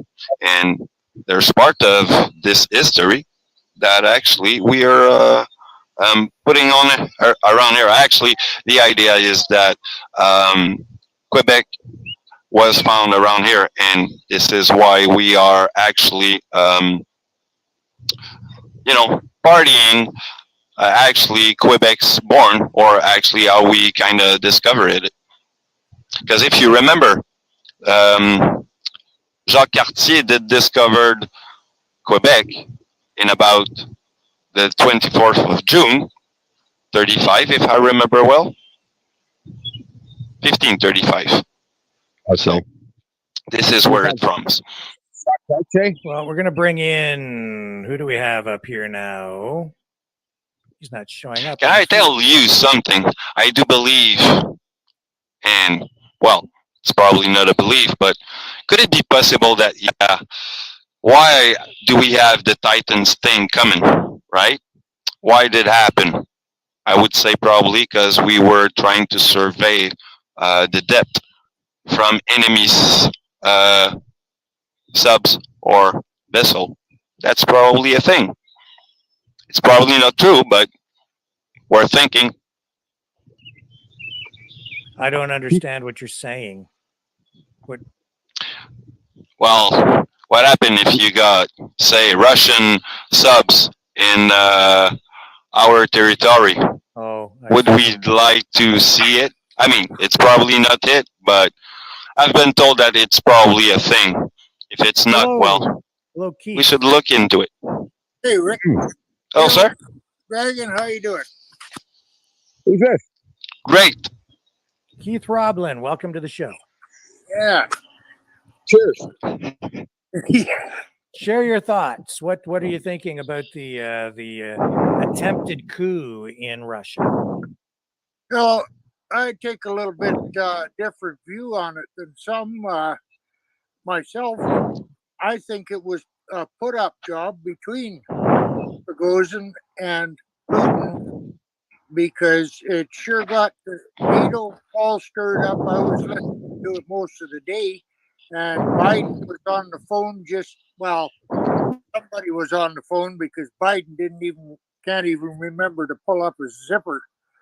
But somebody was on the phone with all the NATO, UK, France, the whole 9 yards, stirring up a mess. And I just wonder if it wasn't Putin and Prigozhin's way of pulling out the dissidents that are in there. So are you saying that there's some people who are theorizing that this was Putin's way of getting rid of Shoigu indirectly? I don't know as much as a way of getting rid of Shoigu, but the Russian dissidents that were attacking in around Belgorod, down in through there a couple of weeks ago there's quite a number of them that are the anti-Putin, eh? Okay. And, if they flush them out, then they don't have to worry about their backs when they're going against Ukraine. That's just a theory that I come up with. It just seems too convenient, and there wasn't a whole big fuss. To me, Prigozhin didn't put up a big enough show. What the hell, 5,000 men? That's all he had with him. That wouldn't even get him to the outskirts of Moscow before they'd be wiped out. And well, I heard the number was 25,000, not 5. Yeah, no, when they stopped the convoy, that's all they had in. That's Prigozhin has that in his army between 25 and 50. Yes. And they only had 5,000 with them. Now, Prigozhin ain't a dummy. He would have had a hell of a lot more men with him if he was going to take over Moscow. And I think with the armaments that Moscow has set up to prevent against all the UAVs and everything else that's coming out of Ukraine, he would have had a pretty tough time getting in there with 5,000 men. Like, that just isn't enough.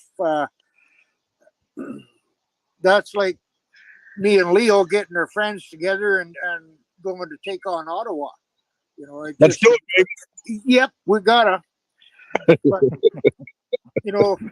just to me, the common sense says that no, I think it was a false flag to see what NATO and the other countries would do if Russia did get in a spat like that.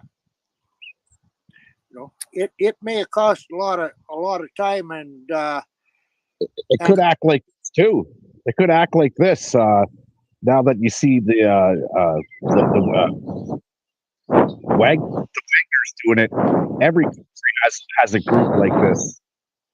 The United States, the Black Flag, whatever they are.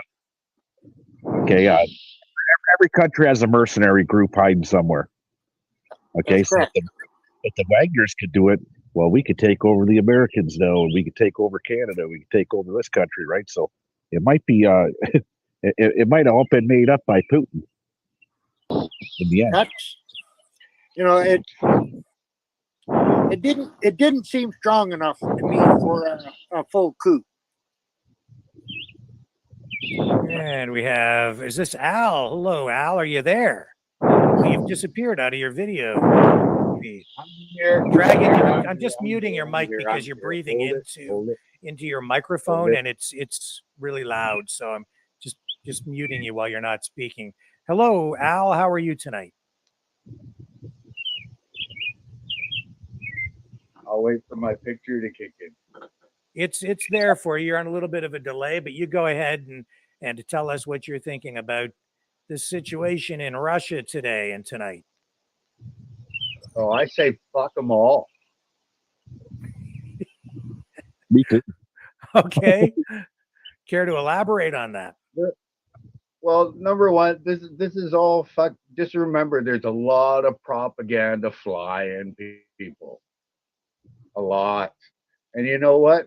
The fucking Russians have been awesome trollers this whole way through.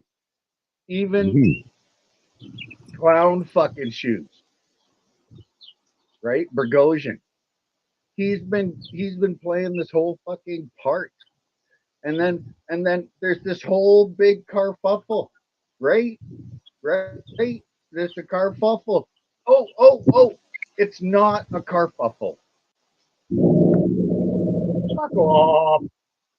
So I say, stick it your fucking ass. As far as I'm concerned, it's a big fucking propaganda play. And you know what? The game is still the game. And I want to know, what the fuck are we guaranteeing? Anybody? I'm sorry, I don't understand by what we're guaranteeing. What are you talking about? As Canadians for Ukraine, what are we guaranteeing? You know, like rapporteuring, guaranteeing. I don't know, but what do you like on your tombstone?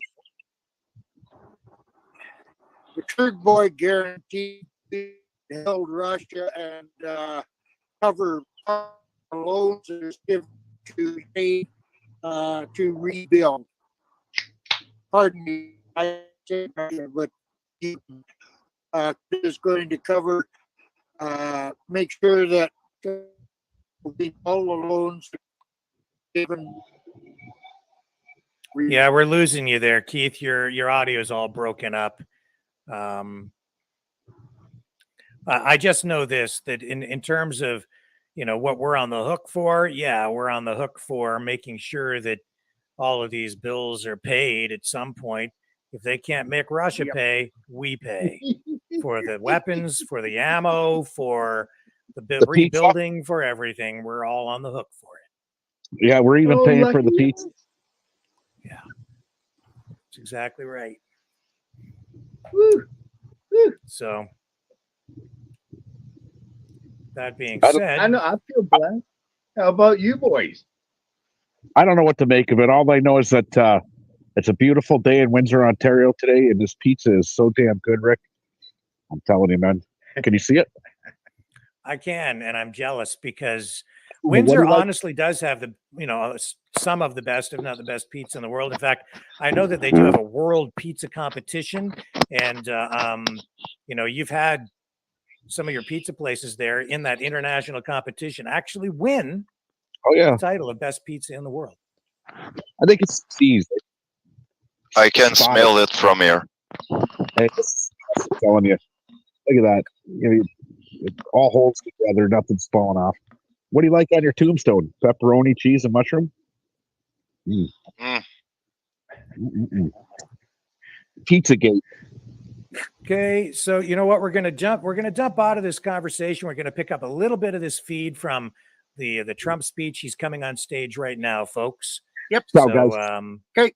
Thank you everyone for joining us here on the program. And let's just jump right into some of this Trump coverage. Pleasure. I'll Have a good one, everybody. As much as thank you guys. Thank you very much. Here we go now with President Trump live at the Faith and Freedom Conference.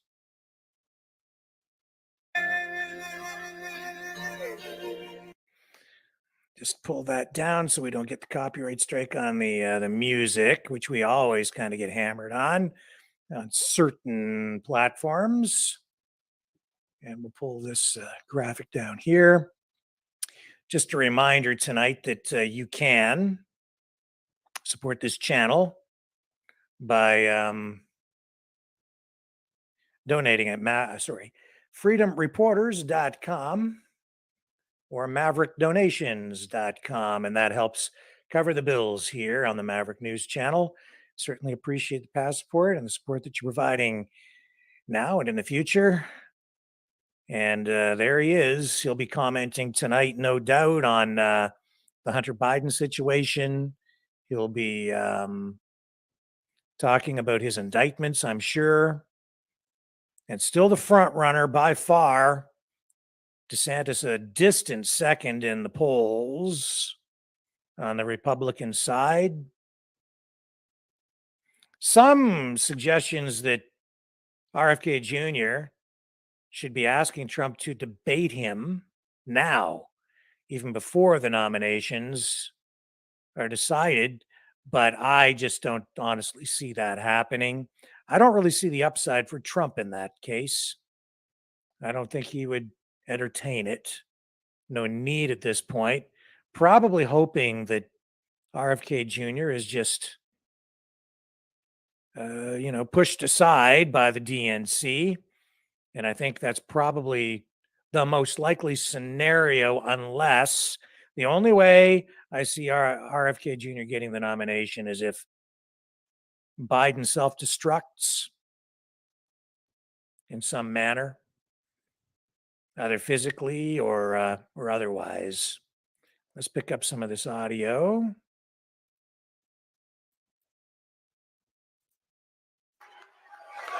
Here we go. President Trump speaking live now. Thank you very much, everybody. Thank you very much. My friends. Thank you very much. Thank you very much. It's great to be back with so many proud American patriots who believe in God, family, and country. Thank you very much. This is a great group of people. And I want to thank a man of incredible commitment, vision, and devotion, Ralph Reed. Ralph, I want to wish you a very happy birthday. Very interesting day to have a birthday because the big decision came down 1 year ago today. So that's very interesting. That's very interesting, Ralph. Let me also recognize Faith and Freedom Coalition Executive Director, Tim Head. Tim, thank you very much. Tim, wherever you may be. Thank you, Tim. Great job. As well as Senator Lindsey Graham. Lindsey, thank you very much. He's gotten very much more conservative, I have to say. Carrie Lake. Alveda King. Alveda, wherever you may be. Alveda. Frank Pavone. Frank, thank you very much. Thank you. Thank you very much. And congratulations as well to Richard Viguerie on receiving the Defender of Freedom Award, a big deal, and to Mike Huckabee, my friend, for a long time, long time, getting the Lifetime Achievement Award. I think he's better now than he was 20 years ago. You want to know? I heard what he had to say, but he is not a good example of it. You're in great shape. Thanks, Mike, and thanks for being a friend. I also want to thank a great politician and a fantastic person running for governor of North Carolina. His endorsement yesterday was amazing. Right? From North Carolina. Lieutenant Governor Mark Robinson.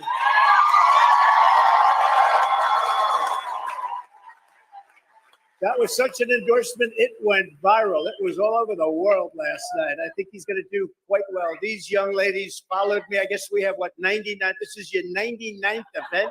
And they're from North Carolina, and they're incredible, and they're beautiful, and they happen to be rich, I think. But they're great, and he's going to do very well, Mark, I think, in North Carolina.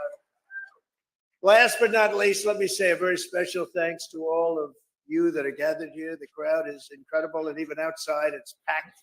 So something's going on. We do have great poll numbers. You know, we just got some poll numbers. 77 to 23. That was good.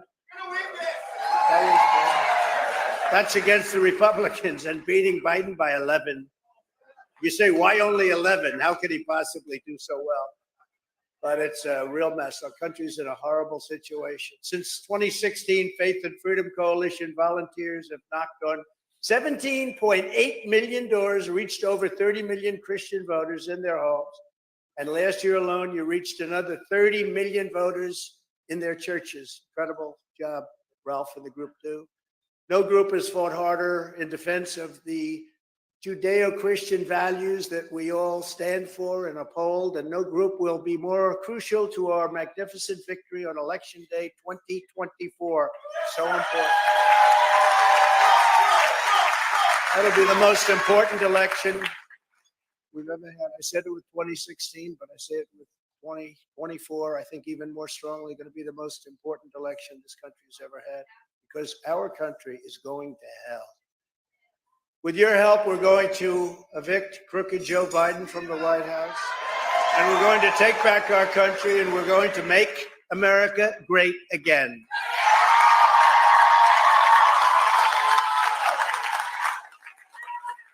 For 7 years, you and I have been fighting side by side to rescue our country from evil and from the sinister forces who hate it. I believe they hate it, and I believe they actually want to destroy it. Now we're approaching the most important battle of our lives. As we gather today, our beloved nation is teetering on the edge of tyranny. I believe that, and you believe that. Our enemies are waging war on faith and freedom, on science and religion, on history and tradition, on law and democracy, on God Almighty himself. They are waging war. That's not a war they're going to win. The radicals are setting fire to our Constitution, abolishing free speech, attacking religious belief, erasing our borders, corrupting our elections, and we have corrupt elections, and trying to impose their blasphemous creed, woke communism on every American man, woman, and child. And that's what they're doing, and they're trying so hard. We've never had a situation like is going on right now in our country. But the people in this room will never let them do it. They'll never let them get away with it, and it's not going to happen. We will not waver in defense of our faith, our freedom, and our great American flag. They don't want the flag either. They don't want anything. They don't want anything that's good. And you wonder why and how did they ever get elected in the first place? It's sick.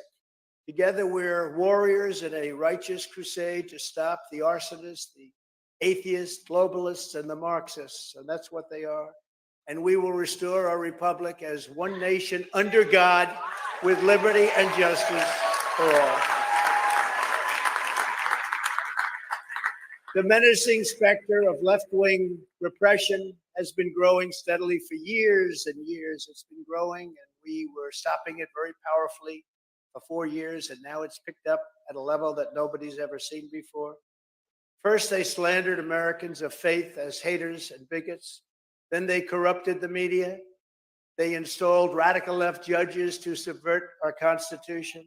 They used the IRS to target conservatives. They spied on our campaign, and specifically, they spied on my campaign, and we caught them. They're terrible. Nobody would have thought. Could you imagine if it was the other way? Could you imagine if, let's say, I spied? Let's not use Biden. Let's use Obama. Let's say, Mike Huckabee, that you and I spied on Obama's campaign. Do you think it would have been fine? You know, this we'd be away for a long time, wouldn't we, huh? They tried to take down a presidency with hoaxes and witch hunts. They're still trying. But we wouldn't let them. And now Joe Biden has weaponized law enforcement to interfere in our elections, the greatest abuse of power that I've seen and that most of you have seen in the history of our country. It's a hoax. Every time the radical left Democrats, Marxists, communists, and fascists indict me, I consider it a great badge of courage.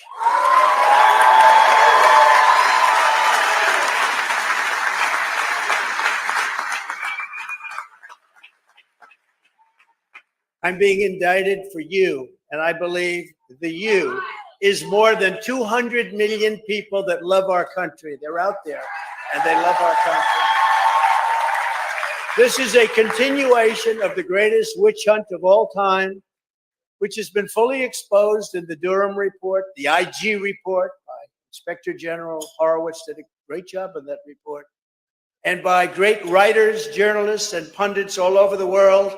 And its primary purpose is exactly that, election interference. They want to interfere with the upcoming election.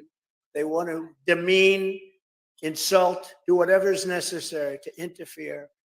And as you know, the fake news doesn't report on all of the things that you're reading about and hearing about. You're hearing about things that you can't believe, bigger than Watergate, bigger than anything we've ever seen. And if you look at the New York Times, or if you look at the Washington Post, or the mainstream media of any kind, ABC, NBC, CBS, not a word of it, not a word, not even a little bit. They want to interfere with the fair and free election to a where Joe Biden leading him in the polls by a very, very large number. They lie, they cheat, and this in an attempt to win the 20 election, and we're not going to let that happen. We're not. They rigged the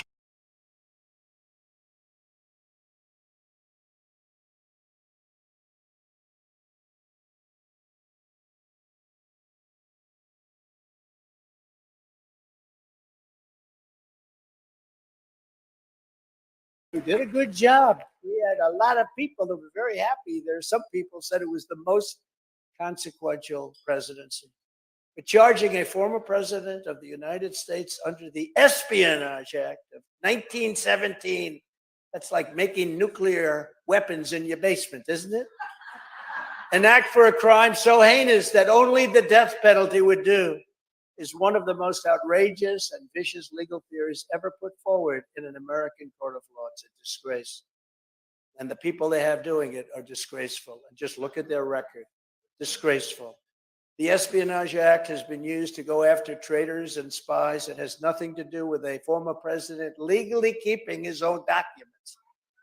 As a president, the law that applies to this case is not the Espionage Act, as the lawyers will tell you, and they like to tell you, and the press doesn't like to write about it, but the courts of law will see it, and they already know it.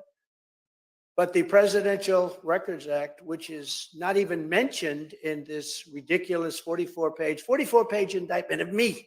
I didn't know about that. You know, when I graduated from the Wharton School of Finance, we didn't study being indicted, getting arrested, going to jail. We didn't know about that. They never taught us that. Under the Presidential Records Act, which is civil, not criminal, done in 1977, civil, I had every right to have these documents, personal belongings, in boxes. Joe Biden didn't. Even Mike Pence didn't have that right. They weren't covered by the Presidential Records Act. I was, because I was president, but they weren't. But these scoundrels and thugs, they only come after me. They didn't go after the many, many other presidents that kept their documents. You know about it. Many, many others. If you look at the Bush family, if you look at even Jimmy Carter, and I say he's innocent. I say Jimmy Carter's innocent. But they went after me. They didn't go after anybody else. And they went after me criminally. And it's not a criminal violation. It's not even a violation under the Presidential Records Act. And what could be more accurate a statement than Presidential Records Act? That's what we're talking about. Not espionage. It's not espionage. The crucial legal precedent is laid out in the most important case ever on the subject, known as the Clinton socks case. You know what that means, socks? Let me give you a hint. It has something to do with socks and taking things out in your socks. After leaving the White House, Bill Clinton kept 79 audio tapes in his socks and his sock drawer. So he put them in his sock. I didn't. I put mine in boxes outside of the White House, and the GSA picked them up and delivered them where they were supposed to be delivered. But they included in the Clinton discussions and the Clinton tapes a discussion of U.S. military involvement in Haiti. He can't get away from Haiti, can he? Right? He's done very well with Haiti. Discussions of U.S. foreign policy, both defense and offense, against Cuba. And what about them allowing China to have military bases now in Cuba? I think you're not too happy about that, Mr. Senator. And he's not even saying anything about it. Recording of President Clinton's conversations with foreign leaders, sensitive facts about trade negotiations taken from presidential briefings. This is all in the tapes. Discussions with Secretary of State about conflict in Bosnia and much, much more. Not only was Bill Clinton never even considered for criminal prosecution based on the tapes he took, and these are tapes he took. These were serious tapes. But when he was sued for them, he won the case. He won it. Judge Amy Berman Jackson's decision states, under the statutory scheme established by the Presidential Records Act, the decision to segregate personal materials from presidential records is made by the president during the president's term and in his sole discretion. Now, this is a Democrat-appointed judge, respected. Any normal administration, even an opposing one, would consider that to be the end. That's the end of the case.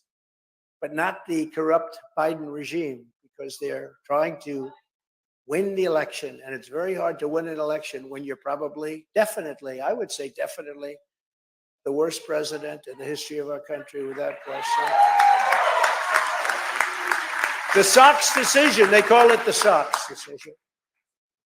Also, I quote, says, the National Archives and Records Administration, or NARA, very radical left group, by the way, they have the Constitution and the Bill of Rights flagged for being dangerous documents. Did you know that?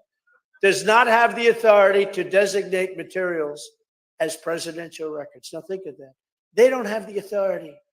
NARA does not have the tapes in question. NARA lacks any right, duty, or means to seize control of those tapes.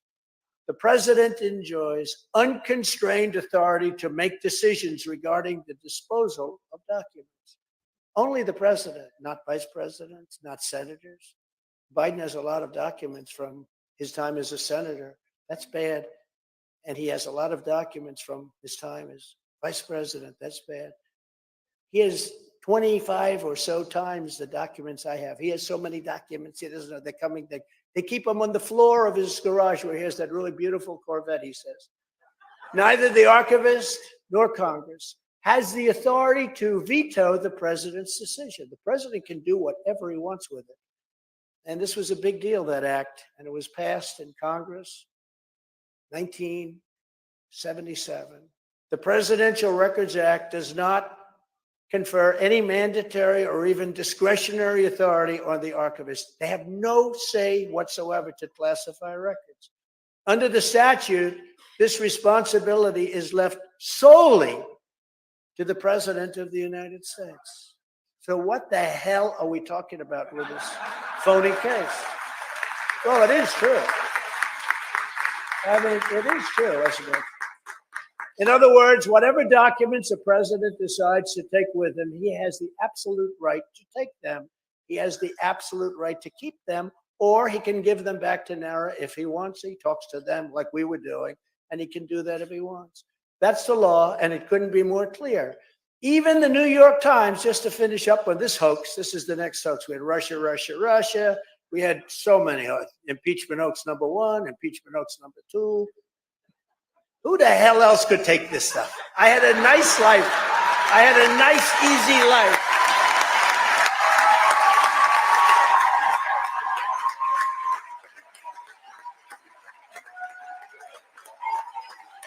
But I'm taking it for you because we're going to make our country great again. We're going to put America first, and we're doing it for you. But even the New York Times, in a major article, big article, and they must hate, probably the writer was fired after he said this.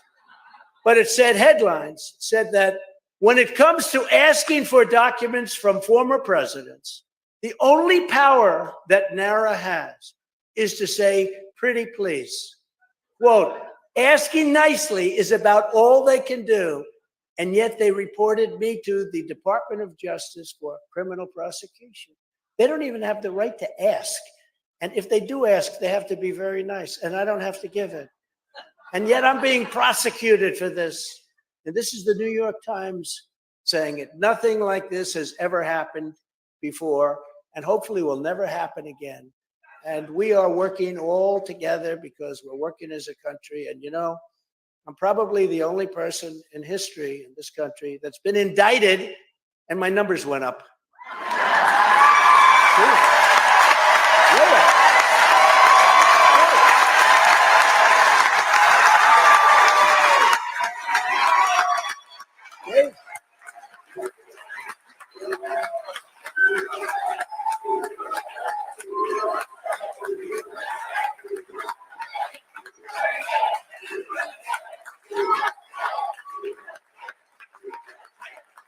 Thank you. So true. You see the numbers. We're blowing them all away. It's crazy. Usually when that happens, you announce, ladies and gentlemen, I'll be leaving office immediately. And I want to spend more time with my wife and family and fight for my innocence. With me, it's just like crazy. What a life I have. I have a crazy life. But you know what? We became president of the United States, and we together did something that nobody's, when you look at all of the things we did, probably nobody has ever done what we did, including rebuilding our military, biggest tax cuts in history, biggest regulatory cuts in history. All of the things that we did, we had no wars, got out of wars. We beat ISIS, we defeated ISIS, 100% defeated ISIS. And got out of wars. And you would have never had Russia go into Ukraine. And you would have never had China. You would have never had China talking like they're talking right now about Taiwan. And you'd never have any words coming out of North Korea, Kim Jong-un, like what he's saying about the United States and our president. No, we had a much different time. They respected our country and they respected your president. They really did respect your president. Joe Biden is the most corrupt president in the history of our country by far. Just 2 days ago, a very respected IRS whistleblower, used to be very much, you remember when the Democrats used to love whistleblowers? They don't like the whistleblowers now. Revealed that Crooked Joe sat in a room while his son Hunter messaged a Chinese Communist Party official and said to this Chinese Party official, I quote, I am sitting here with my father, and we would like to understand why the commitment made has not been fulfilled. This is cash he's talking about. Tell the director, and it doesn't get reported in the newspapers. Tell the director that I would like to resolve this now before it gets out of hand. And now means right now. It means tonight. You believe this? I didn't know he was that tough. And if I get a call or a text from anyone involved in this other than you, Zhang or the chairman, I will make certain that between the man sitting next to me, my father, right next to me, Pop, hi Pop, and every person he knows, you will regret not following my direction. Now, can you imagine the newspapers not reporting this? Not a word of it in any of them, mainstream. I'm sitting here waiting for the call, he said, with my father. I'm sitting here with my father waiting for the call. In other words, send us money.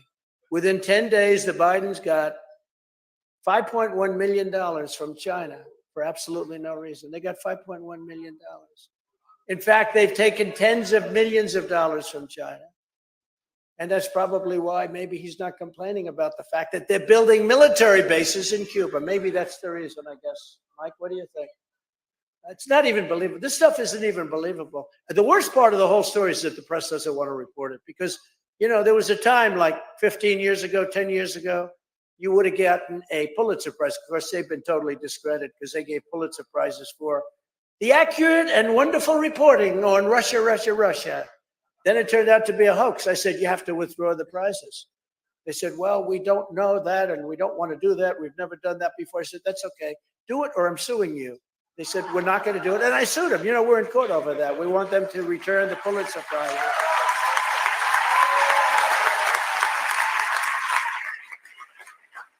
And by the way, they're being decimated in courts. Very interesting. But we actually brought a lawsuit against them because they gave Pulitzer Prizes to the New York Times and the Washington Post for their accurate reporting on Russia, Russia, Russia. And even the papers now say it was a hoax. They all say it was a hoax, but they don't want to give back the prizes. So they have to give back those prizes. They will. Joe Biden is a totally compromised president because they're bribing him. They're paying him off. They know all the money they've given, and it's far greater than anyone has been able to really understand. And I'll tell you what, Jim Jordan and Jamie Comer and their group has done an unbelievable job, but it's far greater than anybody knows. This is just some of the things. It's tens of millions of dollars, and that's just some of it that's been found. And again, the papers are reporting, and it's not only China, though. It's many other countries, including Ukraine. So we're giving hundreds of billions of dollars to Ukraine. I keep saying, why isn't Europe paying a like amount? So we're in for 160 billion, and Europe is in for 15 billion. And nobody thinks that's right or fair, and it affects them more than it affects us. These countries know every penny the Biden crime family has taken in. The countries know. Ukraine knows, China knows. They all know, the many countries. So he can't even or ever go against them. He can't go against them because they'll reveal the corruption. Because they know exactly. They'll say, well, we sent the check here. We sent the check there. We sent. So he has to be very nice to China, has to be very nice to Ukraine. And a huge success will be when the New York Times and the Washington Post and others put it on their front page, what's really happening here. Because this is truly 100 times bigger than Watergate. This is a much bigger story than Watergate. That's why Biden doesn't mind that China has opened up these military installations and in the process of building a tremendous amount in Cuba. It's only 90 miles off our coast. He's basically said it's okay. He's not doing anything. He's not even saying anything. He's not talking about it. What that means for our great Cuban population in Miami, I love the Cuban population. We got a record, I got a record number of votes. People were very, I got the Bay of Pigs Award. I was given the Bay of Pigs, it was a great honor, award by the Cuban population of Miami. But it means that this group of people in Miami that love Cuba, they want to get back there, they want to see their country, but it means for the rest of their lives, they will never see Cuba again. It's gone. Because China's occupying Cuba right now. That means it's gone. And they were getting ready to make a big, if the election wasn't rigged, the Cuban thing would have been taken care of and people could have gone back and forth to Cuba. Cubans, I'm talking about. They could have seen their family. They wouldn't have the problems that they have right now. He's given everything to Cuba and the dictator and dictators. And you know what that was, but it's incredible that this can be allowed to happen. So unless I get back in which case I will inform China that they have 48 hours to get any military and spy equipment out of Cuba.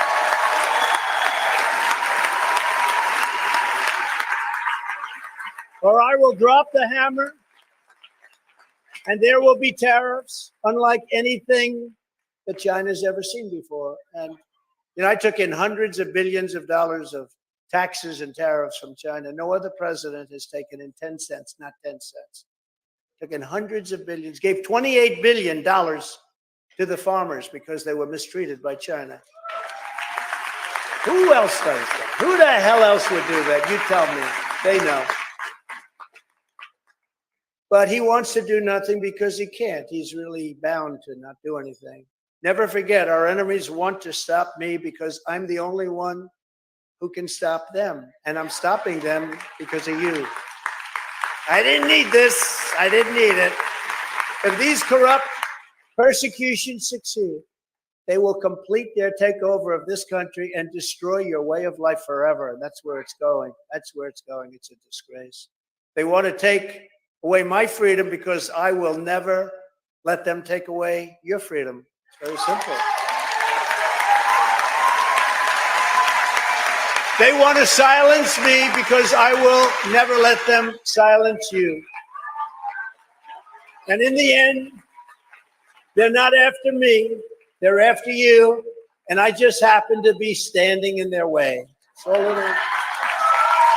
That's all it is. Very simple, actually.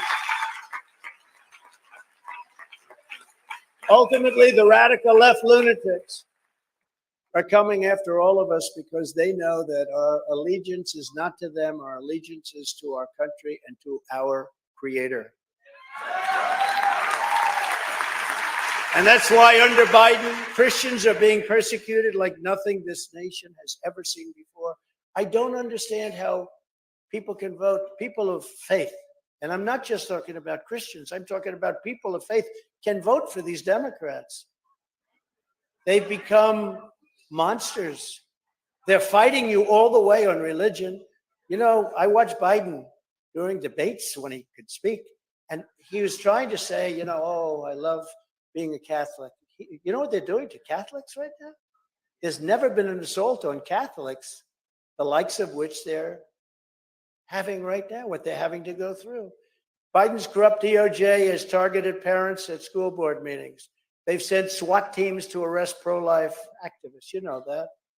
The FBI has been caught labeling devout Catholics as domestic terrorists and sending undercover spies into Catholic churches, just as it was in the old Soviet Union days.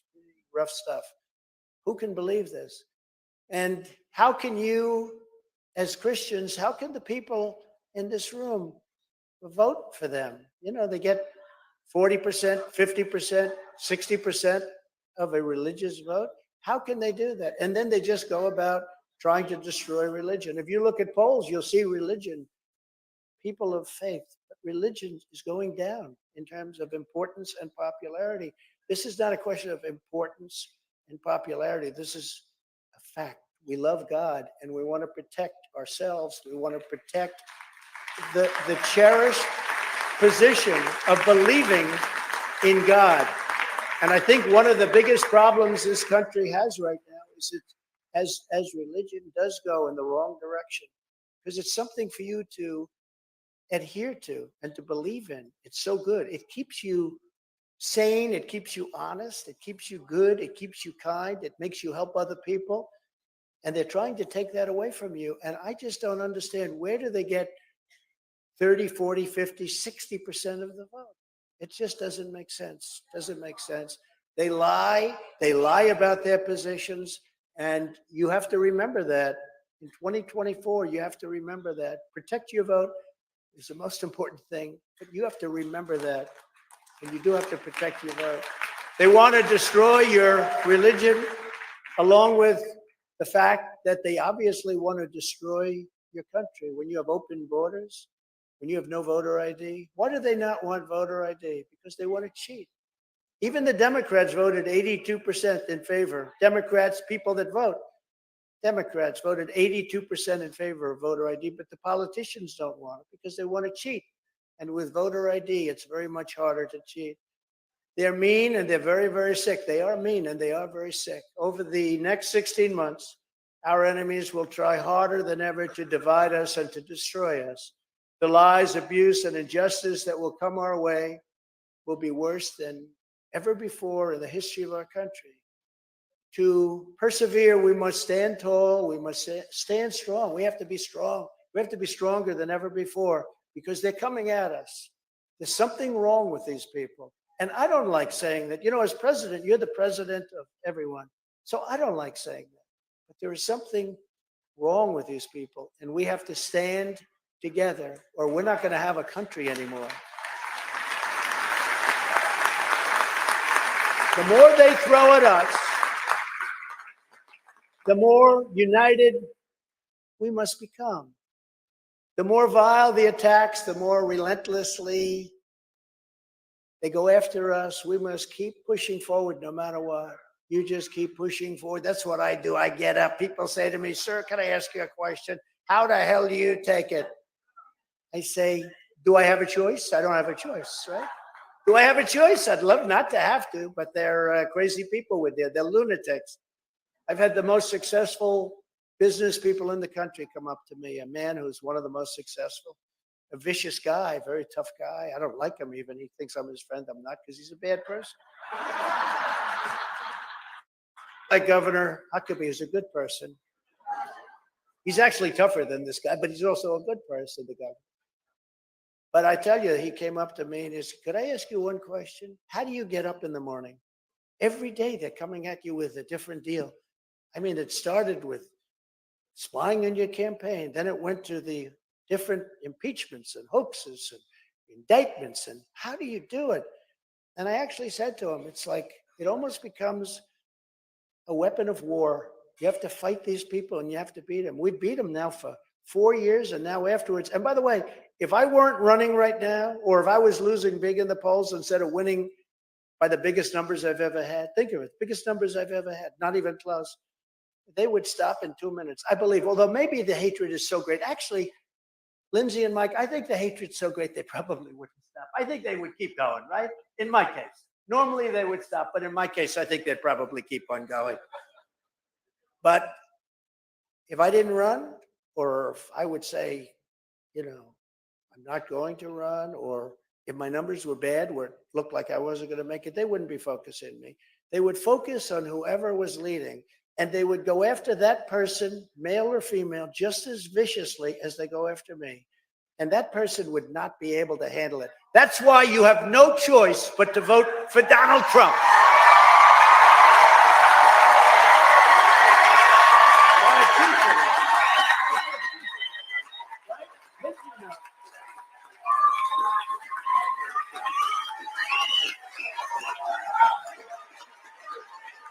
Thank you, Ben. You.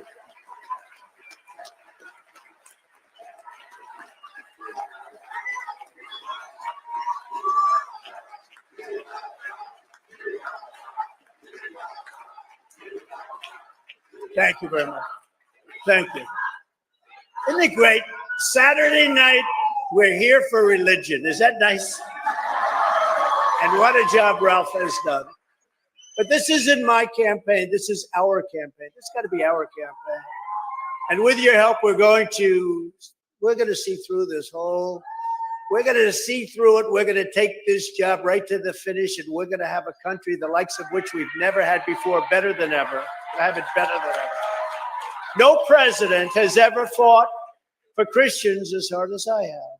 And I will keep on fighting, and I'll fight hard until I'm back behind that desk in the Oval Office, the resolute guy. Resolute guy.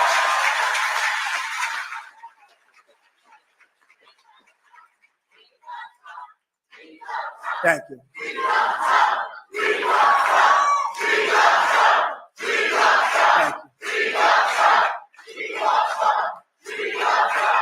Thank you very much. Hey, Ralph. I have to ask Ralph a question. Were your other candidates treated this way? I don't think so.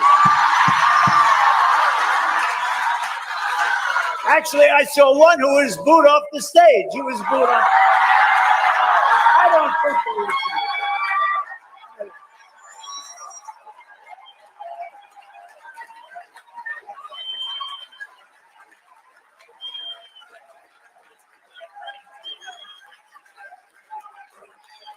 But you know, the greatest honor is, in my case, you feel this way because we went through 4 great years.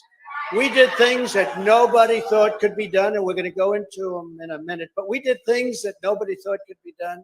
So when you do feel this way, I really feel good, because that means you accepted and loved what we did in that 4 years. We did more than probably any, and many people say this, more than any president. We rebuilt our military. What we did is so incredible. We did it together. I did it because of you. I was helped by you, and we had your support, and it was amazing. So I'm very gratified to get that kind of support, because in my case, it's not just words. You know, when I first came in, I said, I'm going to do this. I'm going to cut taxes, and I'm going to cut regulations, and I'm going to do all these things. And, you know, people would say, yeah, okay, it's just words, because it's a politician. All of a sudden I become a politician. I never had that moniker before, but all of a sudden I become a politician. But I did all the things, but I actually did much more than I ever promised I'd do. So it makes me feel very good. We totally transformed the federal judiciary, appointing nearly 300 judges, a record, to interpret the law and the Constitution as written. I withstood vicious attacks to confirm 3 great Supreme Court justices, Neil Gorsuch, Brett Kavanaugh, and Amy Coney Barrett. And I just hope, because they're under tremendous assault and pressure. I mean, they are. Look, you know what? You see what's going on. In the sports world, they call it playing the ref. You know, they say horrible, horrible things, and some people change. A lot of them change, and we can't let that happen. I just hope that these justices, who are brilliant and very good people, I hope they remain strong in the face of the harassment and intimidation that is coming their way and has come their way by the radical left lunatics. I just hope they can withstand it. I hope they don't go to the other side so they feel a little bit better about going out to dinner. That happens so often. With politicians it happens, but it happens with judges. And we hope that's not going to happen with them or any of our judges. Exactly 1 year ago today, those justices were the pivotal votes in the Supreme Court's landmark decision ending the constitutional atrocity known as Roe v. Wade.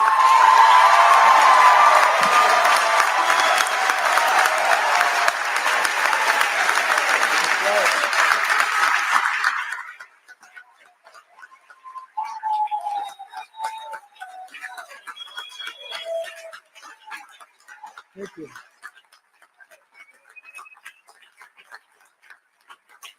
Conservatives had been trying for 50 years, exactly 50 years.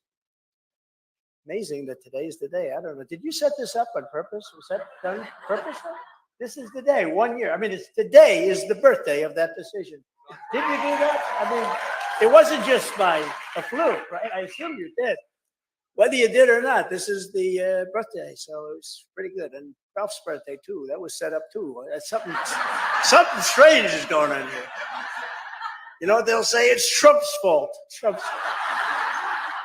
But I got it done, and nobody thought it was even a possibility. They've been fighting. Good people, strong people, smart people have been fighting for 50 years, and it never even came close to getting done. I don't believe they've ever even taken a vote. I mean, never even came close. It was something that wasn't going to happen. I got it done. I get a kick out of these candidates and even the other side. Well, I don't know. I think I'm more pro-life on this. And somebody stood up, a woman stood up and said, this guy ended Roe v. Wade. How the hell can you go against him? And I sort of said that myself, actually. But I'm proud to be the most pro-life president in American history.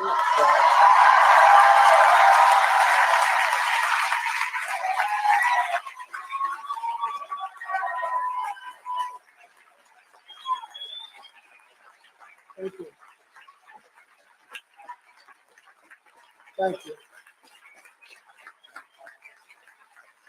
From my first day in office, I took historic action to protect the unborn. Very historic. Nobody else did anything near what we did. And it put us in such a great position, that victory. That victory, we'll go into it, but that victory is a tremendous victory in so many different ways, because they are the radical people. When they're willing to kill a child after birth, they're willing, take it beyond the 9 months. They are the radical people. They are the people that are really in trouble with the Lord. I reinstated and expanded the Mexico City policy. You know what that is? That was a big deal. Nobody else did it. Stop taxpayer funding for abortion providers. And at the United Nations, I made clear that global bureaucrats have no business attacking the sovereignty of nations that protect innocent life. And I did these things, and I took heat, and I also got great love. I mean, you have two sides to it, but I got great love. And I was the first sitting president ever to attend the March for Life rally right here in Washington, D.C. Under my leadership, we did more to uphold religious freedom than any administration in history by far. I could name some very good presidents that most of the people in this room would like, and they didn't attend the rally, and they didn't do the things we did, like the Mexico City policy. They didn't do anything, and yet most of the people in this room would like some of the people I would name. But we did it all. We fearlessly protected the conscience, rights of doctors, nurses, teachers, and faith groups like the Little Sisters of the Poor, who were treated so badly. We came to their rescue. We stopped the Johnson Amendment from interfering with pastors' free speech under retaliation of terminating tax exemption. They really went after people. I was in a room and I said, why don't you speak up more? And had 50 pastors in the room, 2 rabbis, 50 pastors. We had a number of religious leaders, heavy on the pastors, I will say that. But they said to me, I said, I want to hear you. They said, we really can't speak because of the Johnson Amendment. This was in 2015, just before I announced. I said, that means that, explain it to me. If we speak out, and if the government wants to, they will take away our tax exempt status. I said, so you have less power, and you're the people that I want to hear from. You have less power than we were in Trump Tower, 60 stories up, looking down. I said, than any people walking on that sidewalk outside. He said, yes, in many ways we do. We can't speak up. And I got to show that the people that we want to hear can now speak up, so that Mike Huckabee spoke up anyway. I don't know. Did this have any? I don't think it had much impact on you. It had no impact on Mike, but it had a lot of impact on a lot of other people, and they have been speaking up, and it's important that they do so. I issued guidance making clear that the right to freedom of worship does not end at the door of a public school. Public schools are in tremendous trouble. And I was the first and only president to convene a meeting at the United Nations to end religious persecution worldwide. No other president has ever brought it up. As president, I stood proudly with our friend and ally, the state of Israel. I did more for Israel, they say, than any other place. I kept my promise, recognized Israel's eternal capital, Jerusalem, and opened the American embassy in Jerusalem.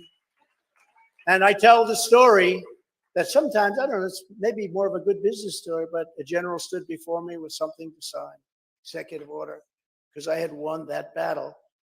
And it was a bill essentially for $2 billion to build an embassy in Jerusalem. And I said, General, what is this for? Sir, this is to build an embassy in Jerusalem. I said, this says $2 billion. How can you spend $2 billion on, like, I envisioned it as a one-story building. Right? Nobody in this room, if you're in the real estate business, would spend quite that much. Maybe you'd spend like $2.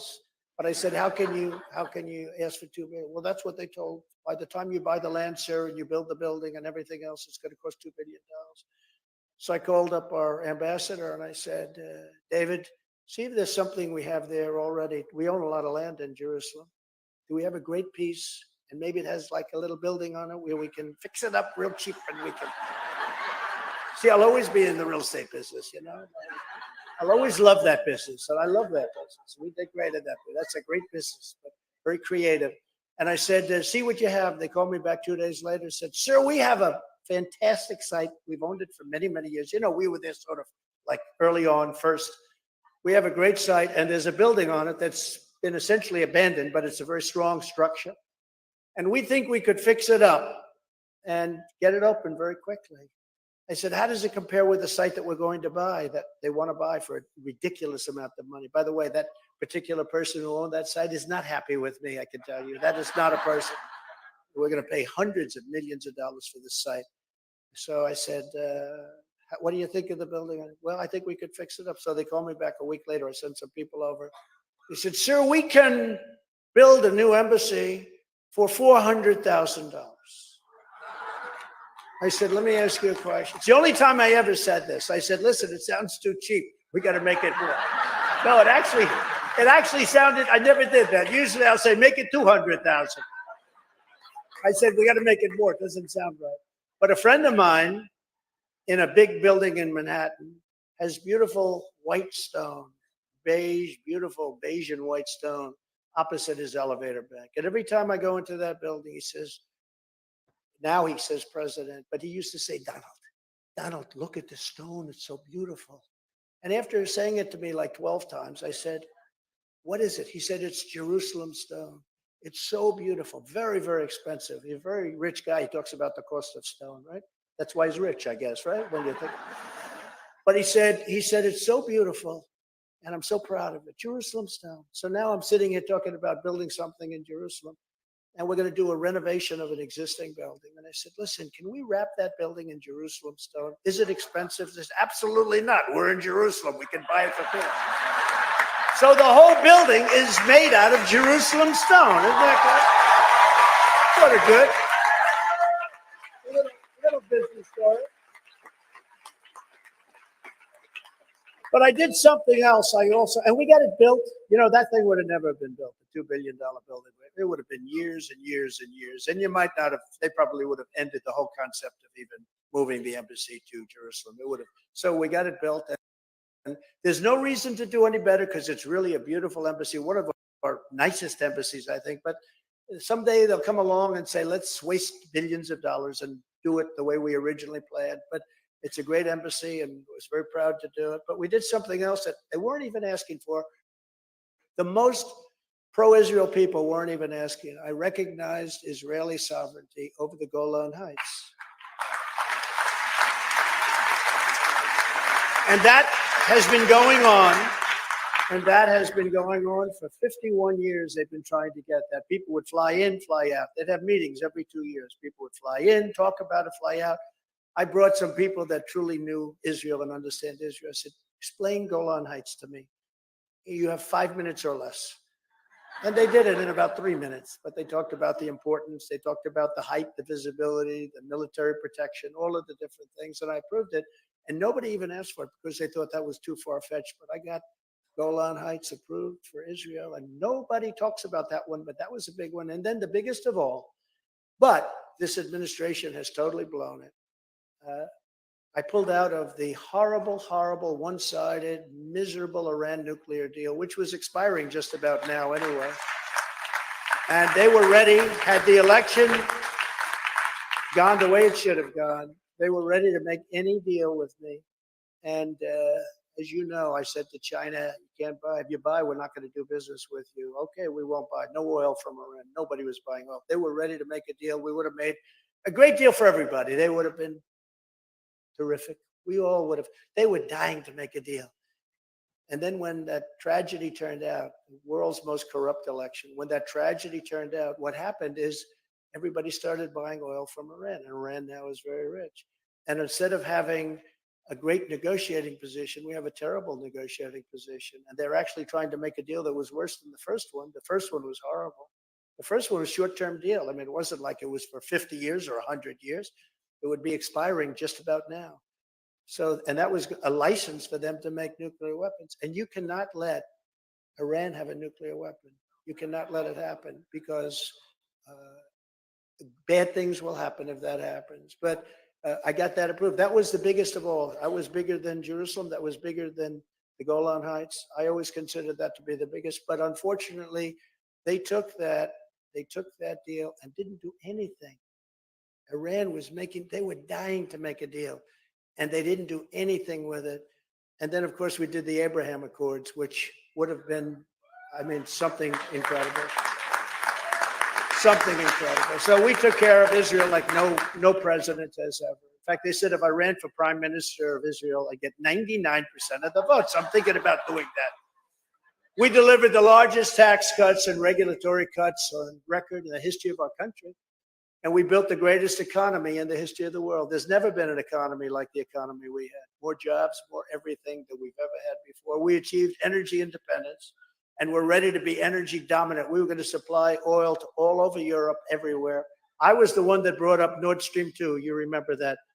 Nobody ever heard of Nord Stream 2. I said to Germany, Angela Merkel, I said, you can't make that deal. If you make that deal, that means you're going to be subservient to Russia. She said, no, Donald, this will be wonderful. This didn't turn for them. Then gas prices, when I was in office, reached numbers like $1.87 a gallon, and even less. Think of that. Now they go to, and it has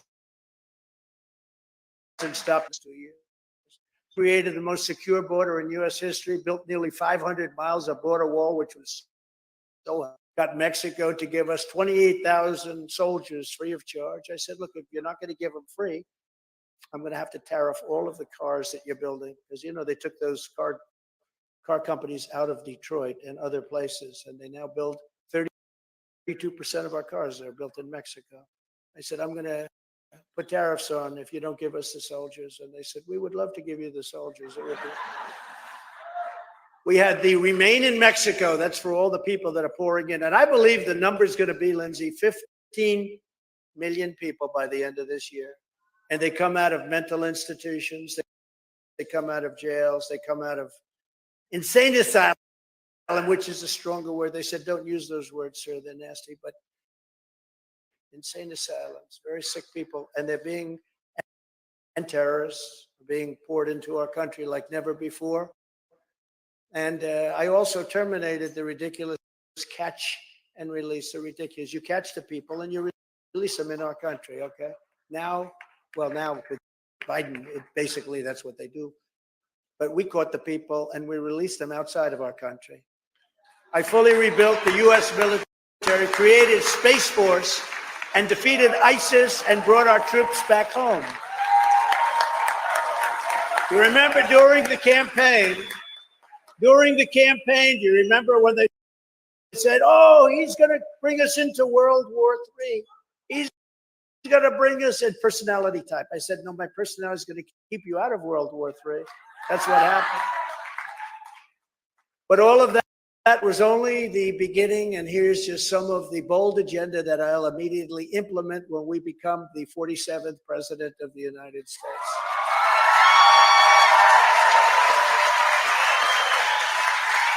And I'll work with the people here and a lot of other people in Washington right now, because I just rode through Washington and it doesn't look like it used to look with me. They have fences around their parks. They have tents up all over the place, tents. This is the capital. This is the most important thing. Think of this, the capital of our country. It's got papers all over the streets. The sidewalks are filthy dirty. I used to drive by and I'd be screaming over the phone, get those sidewalks clean, get this, get that. You got to get the tents down. You can't have the tents. You know, once those tents form, once you leave 4 or 5 of them, there was a group of 4 or 5, and I told Secret Service, you got to get over it. We got to take it down immediately, because once that happens, you have 10, then you have 20, then you have hundreds. And what's happened to this city since I've been gone is, oh, it's so sad. It's so dirty and filthy, and people are stopping coming. And that's true in a lot of other cities too. You look at Chicago, you look at San Francisco, look at New York, what's going on. All Democrat run. But it was so sad to see. You know, I look forward to coming here, but it was a very sad trip between the airplane and here, because I'm looking at something that I don't even recognize. It's so dirty, and it shouldn't be that way. It's a great place, and it shouldn't be that way. When I get back into the Oval Office, I will totally obliterate the deep state.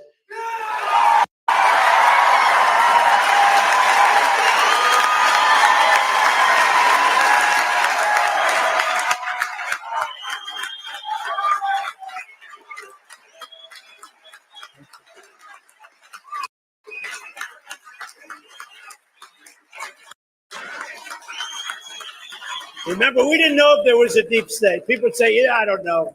Now about everybody thinks, yeah, there's a deep state. I call it a bad state. I'll fire the unelected bureaucrats who have weaponized our justice system. And they have weaponized. And we'll create the Truth and Reconciliation Commission to declassify and publish all documents on deep state spying. They spy on so much. Censorship, corruption, including all of that on Christians. The Christians have been under siege under this administration. Just please remember that. Please remember that when they tell you about how much they love you. They don't love you at all. They don't love you at all. Never again will federal law enforcement be used to target religious believers. And hopefully never again will it be used to target opponents in an election, because that's what they're doing.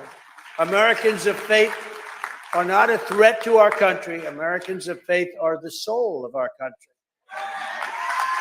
And when I'm back in the White House, I will once again appoint rock-solid conservative judges, the mold of justices like Antonin Scalia and the great Clarence Thomas, who really they are going after right now very unfairly.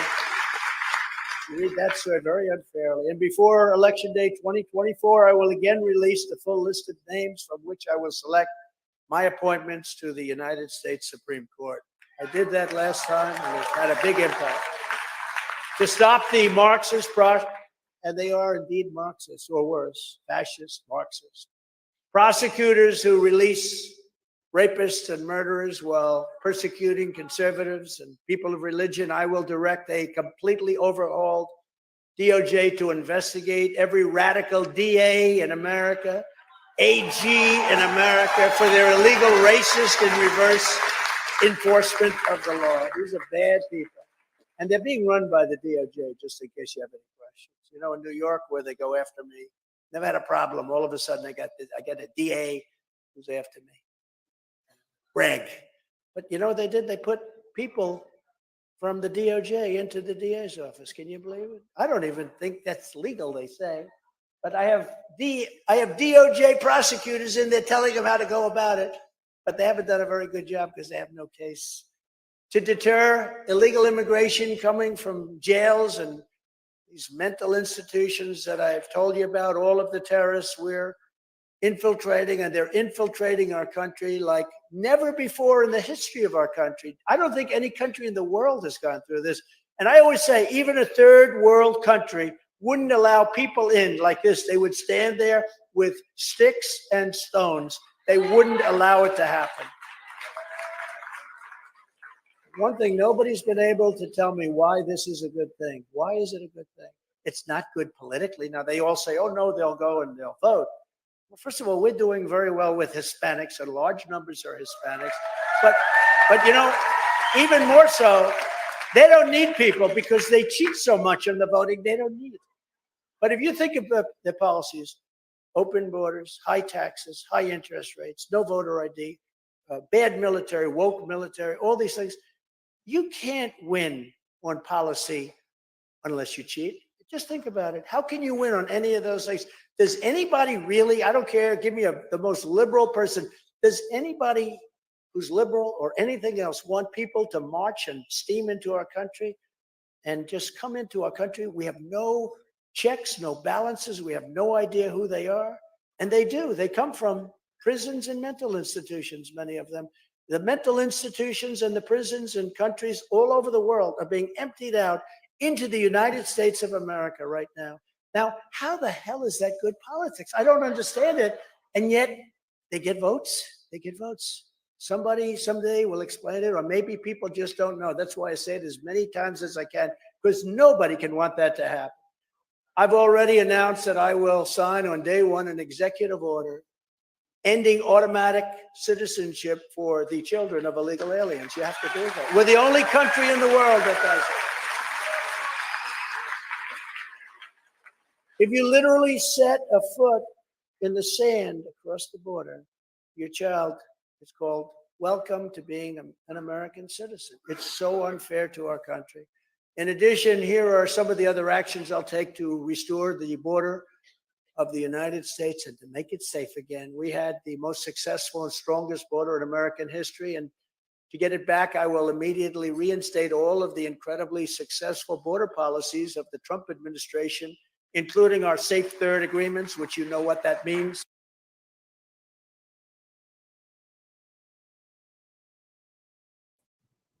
Video froze up there for a Remain moment. in You were Mexico. back. Here we That's go. pretty obvious what that means. Our asylum bans, we didn't let a lot of bad people in. We will complete even more border wall. We built the border wall, and then we were going to add another 200 miles. And that's when I knew they actually wanted, because in 3 weeks they could have had it completed. And they not only didn't complete it, they took the gates, the fences, and the walls, and they moved it to other parts of the country so that nobody could get to it. And I said, you know, they must really want to have open borders, because we added in certain areas, it's a little like water coming through, right? And you have certain areas that you learn when the wall is up. So we were closing up those areas, would have been just incredible. And they didn't want that to happen. They actually took it. Texas wanted to buy it from the federal government. They said, we don't sell it. We wouldn't sell it to you under any circumstances. So that's when I realized for the first time that they were actually serious, that they want totally open borders, which is absolutely insane. And we're going to restore the prosecution policy, which saw a record number of prosecutions of illegal aliens who had to leave the country. We had to get them out. Sometimes they were so evil, so bad, that would put them in prisons in our own country because they have a tendency to come back. But they weren't able to come back because we had a very strong border. Drugs now are, think of this number. We did very well on drugs, not well enough, by the way. Nobody does well enough until they're gone, because I believe we're going to lose 350,000 people this year and destroy families all over our country. It's like an invasion. But drugs now are 12 times higher than they were just 2.5, 3 years ago. 12 times higher. They're pouring in. Fentanyl is pouring in. President Xi and I had a deal. He was going to make it criminal to make fentanyl in China. There'd be no more fentanyl coming from China. When I didn't win the election, meaning I won it, but when it was rigged, when the election took place, he said, well, I don't have to go by that deal anymore. He didn't want that deal. But it's made much of it in China and it flows through the border. We want people to come into our country, but we want them to come into our country legally. We want people to come in. We want them to come in legally. And furthermore, I'll fully implement Title 42 across the entire southern border based on all of the diseases that illegal aliens are bringing in. It's unbelievable that even the judge in the case said, do you know what you're doing? Because the Biden administration wanted it terminated. And the judge wouldn't do it, but it terminated itself. Judge can't do anything about that. Judge said, you know what you're doing by asking for this? And we will have to do rapid deportation. A little bit of a freezing up there again.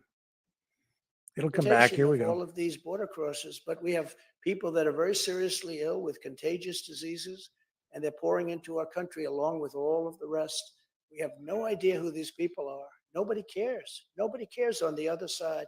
They can just come in. A friend of mine called. He said, how do I go about becoming a citizen? Do I take classes? I say, well, don't say I said it.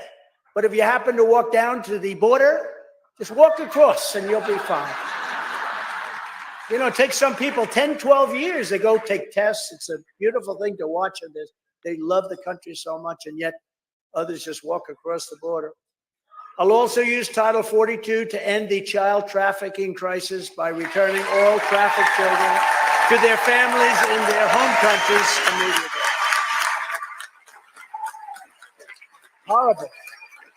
Horrible.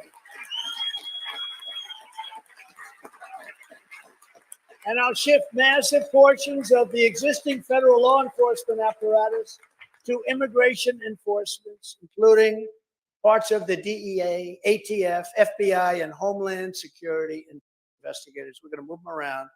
I will issue a policy directive making clear that a core national defense mission is to protect American sovereignty, and therefore we must use any and all resources necessary to stop this incredible invasion. It's an invasion, including moving thousands of troops currently stationed overseas and elsewhere to our own southern border.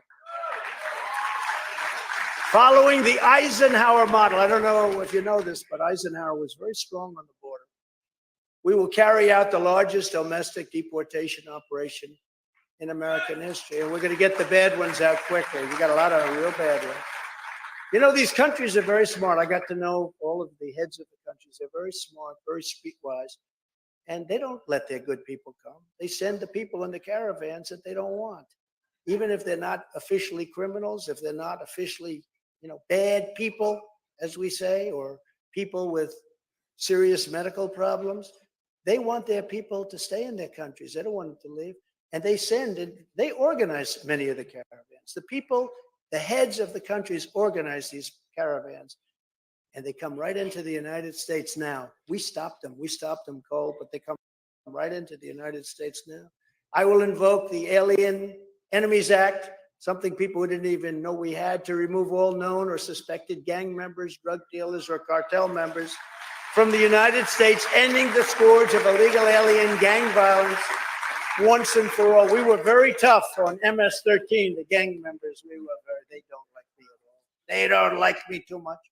We will destroy the cartels, including by deploying U.S. Navy to impose a full naval embargo to close the waters of our region, because the land will be closed up, and to all smugglers and traffickers. And you know, they traffic mostly in women, just in case you didn't know that. It's mostly women, not children, not men. It's mostly in women. It's a horrible thing. It sounds like almost a prehistoric thing, but it's not. It's very modern. And what's made it so bad is the internet.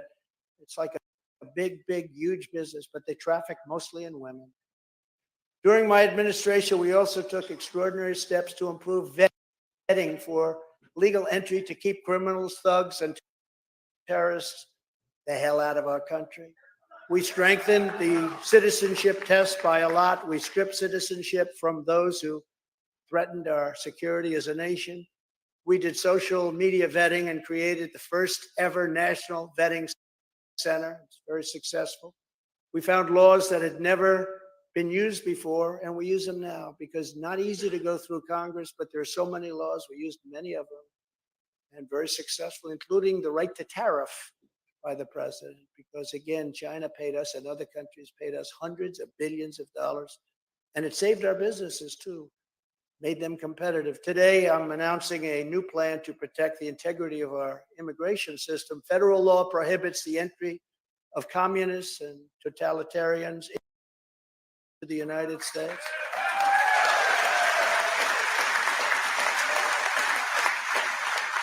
But my question is, what do we do with the ones that are already here that grew up in it? I think we have to pass a new law for them.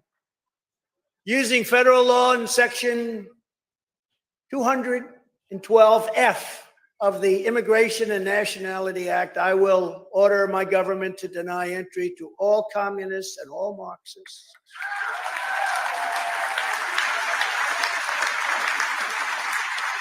Those who come to and join our country must love our country. We want them to love our country. We don't want them when they want to destroy our country. Welcome to America. We want to destroy your country. Thank you very much. So we're going to keep foreign Christian-hating communists, Marxists, and socialists out of America. We're keeping them out of America. When I was president, the world was stable and calm because America was respected and strong.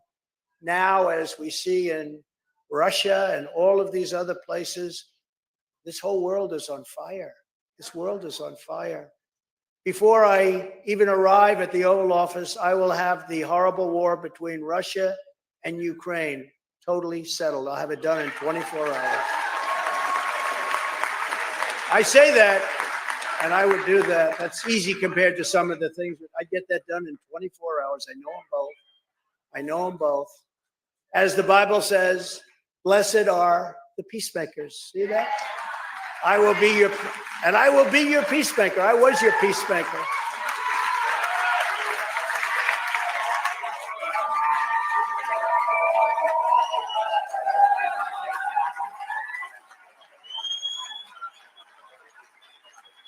Well, that's great. Blessed are the peacemakers.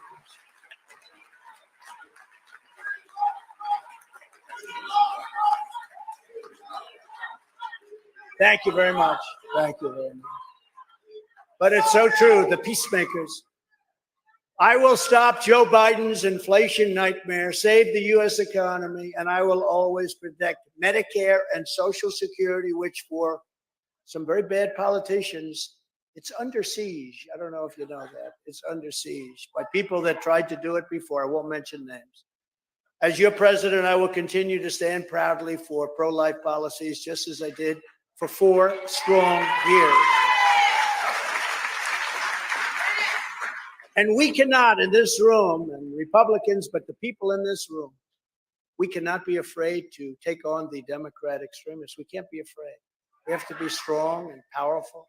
That's why when I'm reelected, I will continue to fight against the demented late-term abortionists in the Democrat Party who believe in unlimited abortion on demand and even executing babies after birth.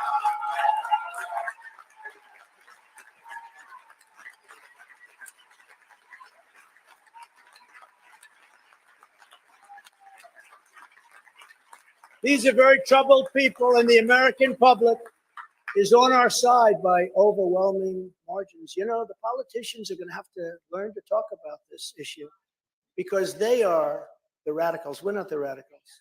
When you kill a baby after 4 months, 6 months, 8 months, 9 months, remember the governor of Virginia? He said, yes, the baby is born. You lay the baby aside, and then you make a determination as to what you do with the babies. In other words, he would kill the baby after, and you have many, they believe in that. That's what they want. They are the radical extremists. We're not the radical extremists. And politicians have to say that. They have to say that because they come out as radical.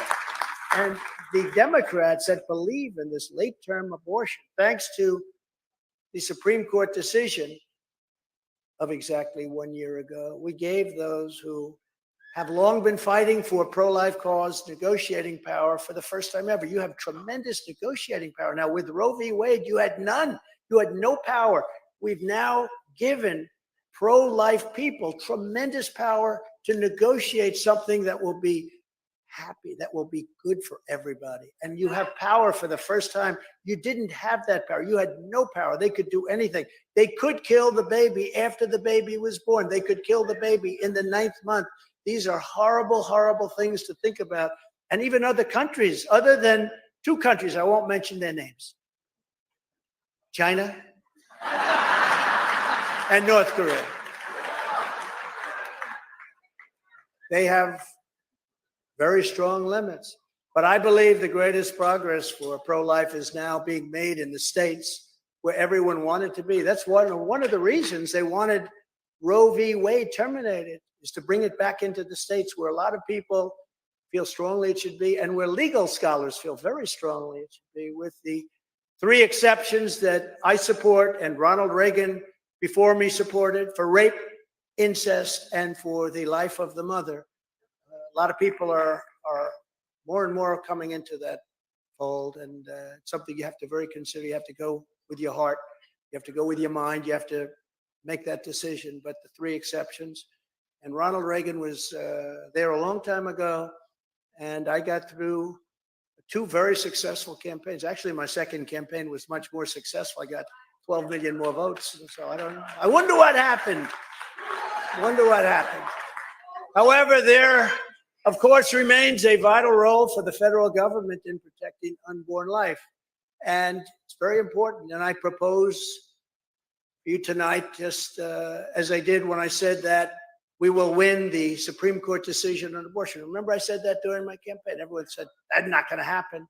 Nobody thought that was going to happen, but I will fight for you like no president has ever fought before. We'll get something done for the country. We're going to be for the country. We will defeat the radical Democrat policy of extreme late-term abortion, and we will bring everybody together to protect our precious unborn babies in a very, very big way. And now you have the power to do it because we terminated Roe v. Wade. Every child born and unborn is a sacred gift from God.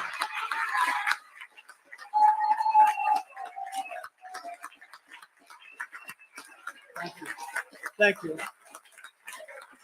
But you're in a much different position than you were before. Before you had nothing to negotiate with. Today you're in the driver's seat, very much in the driver's seat. Under my leadership, the United States will also rejoin the Geneva Consensus Declaration created by my administration and signed by 36 nations to reject the globalist claim of an international right to abortion. This declaration affirms the family as the foundation of a good and great society and states that every human being has the inherent right to life. And Joe Biden withdrew the United States from this historic declaration his very first week in office, as he did so much else. They ended Anwar, the biggest drilling site in the world, probably larger than Saudi Arabia, if you can believe it. This was in Alaska. Ronald Reagan couldn't get it done. Nobody could get it done. I got it done. And in the first week in office, he terminated Anwar. Would have been unbelievable, would have been great, but we'll bring it back. We'll bring it back. So many different things they terminated, but some things they couldn't terminate, like the tax cuts. They have never been able to do that. A lot of the regulation cuts that created all those jobs, they're having a hard time with that. But I'll return us to where we were right on day one. We're going to be returning our country very quickly. It's going to happen very fast. We know the right people. You know, I went through a lot of people. Some were fantastic. They were great. And some weren't good. But I came here and I was only in Washington 17 times during my entire life. I read this in an article, so I assume it's true. Of course, it was written by a group that I'm not a big believer, but they said 17 times. I never stayed over.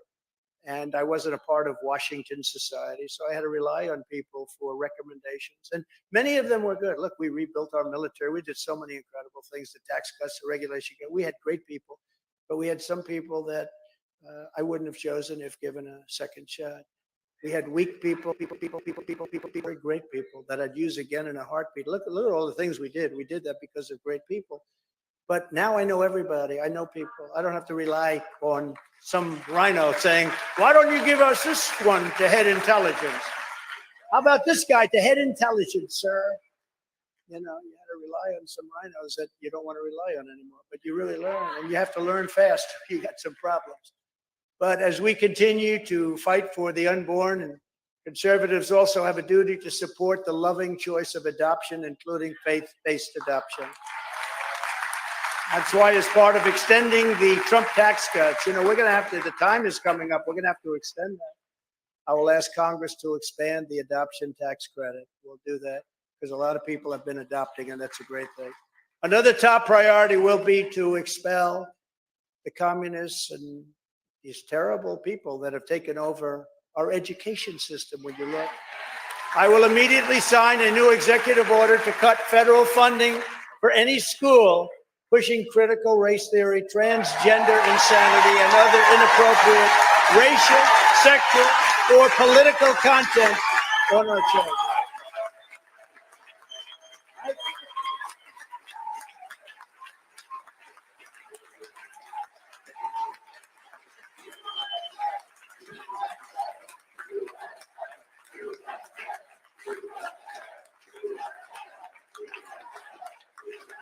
And I always say this, can you believe this?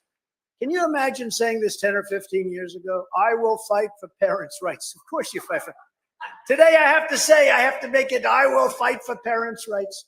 Of course you fight for parents' rights. Who would ever think you have to say that as a politician or as a person at a microphone, including the right to send your child to the public, private, charter, or religious school of your choice? Because what's happening there is terrible. That's why I will fight for the direct election of school principals by the parents of the school. If any principal is not getting the job done, the parents should be able to vote to fire them immediately and to select someone who will.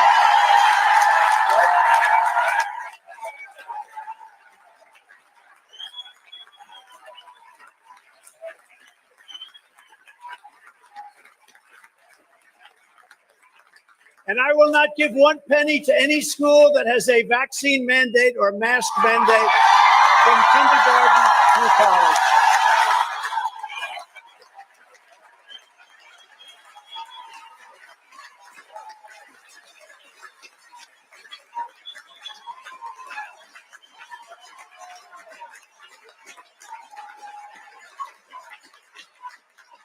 And something else I find hard to believe that I have to even say, it's so ridiculous. It's so horrible and so ridiculous. I will keep men out of women's sports.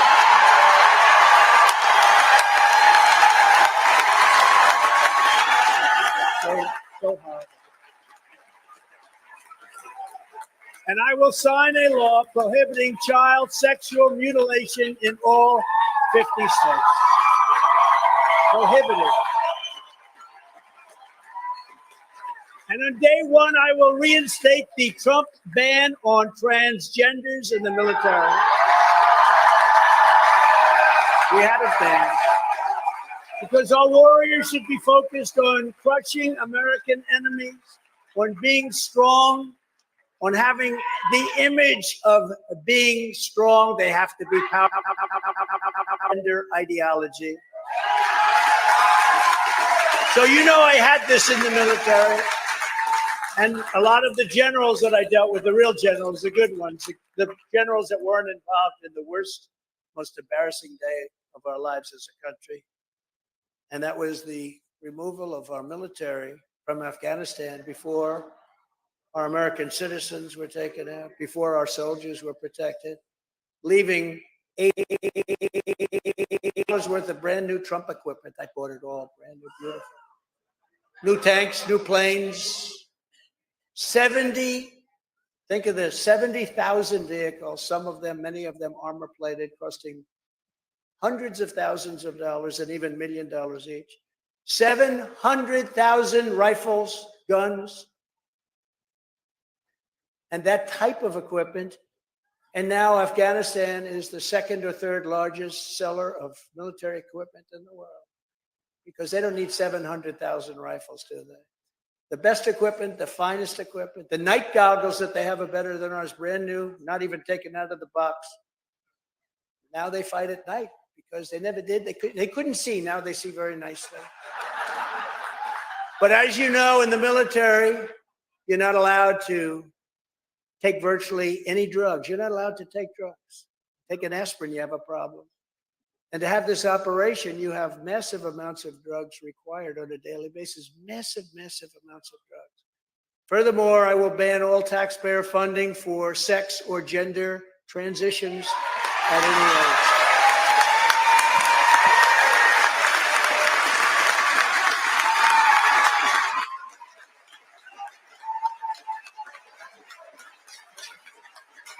And just as I've done for 4 years, I will fully uphold our Second Amendment. We need our second.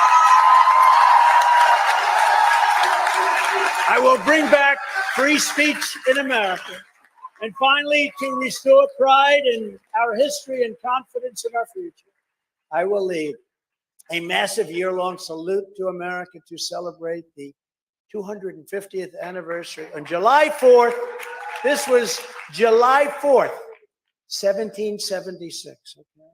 There are other dates you hear about, but this is the date that we recognize, 1776. And we're going to have a big celebration. And it's going to be a celebration like we really deserve in this country for everything we've gone through. With you at my side, we will give our nation's founding the amazing anniversary party that America needs and so richly deserves. Days from now, all of us will be celebrating this year's Independence Day at a very challenging time for our country. As we do, let us remember the words of one Massachusetts preacher during the Revolutionary War on an autumn night in 1777, when the fate of our nation looked very, very bleak, much as it does in many ways right now. Be of good courage, he urged the patriots in the pews, because the cause of American independence is a glorious, glorious cause. Today, we are a nation in decline, and it is because of our corrupt and inept leadership and the power of modern day weaponry. It's so powerful, so horrible. It's so horrible. The levels of power, you've never seen anything like it. Shouldn't even be discussed. It wasn't talked about very much during my term. I didn't want to have anyone talking about it, but the level of power of modern day weaponry is horrible. It's the most dangerous period in the history of our country. It's time for us, because of all of this. Sorry about the freezing, folks. So scary. We have leaders idea. We have leaders that are totally corrupt. These are corrupt people. It's time for us to keep our faith, our unity, and our resolve. We must be strong like never before. We must be unstoppable. Together we will take on the communists and the Marxists and the fascists and the globalists and the fake news media, which is just as bad as all of them. And we have to take crooked Joe Biden and the worst administration in the history of this country, and propelled by the spirit of July 4th, 1776, we will win a righteous and resounding victory on November 5th, 2024, and we will make America great again, greater than ever before. Thank you all very much. God bless you. God bless you. Thank you very much. Thank you.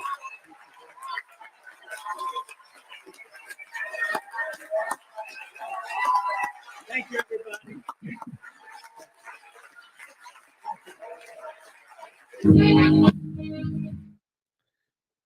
So we'll drop the audio out of that. Just let some of this roll while I kind of provide some commentary here at the end. Trump, great speaker, speaking for pretty much an hour and a half straight. He certainly has great oratory skills. And I noticed in the comments a couple of people saying that they've been sort of zeroing in on or paying attention a lot to Robert F. Kennedy Jr., and that they had sort of forgotten what a great speaker Trump is. and he does know how to engage the crowd. Tonight, focusing on his indictment, of course, election issues. And, Leo mentioned in the comments, I noticed that he's concerned that we might get banned on YouTube. And while that normally has been a concern, YouTube has changed its policies with regard to mentioning the 2020 election.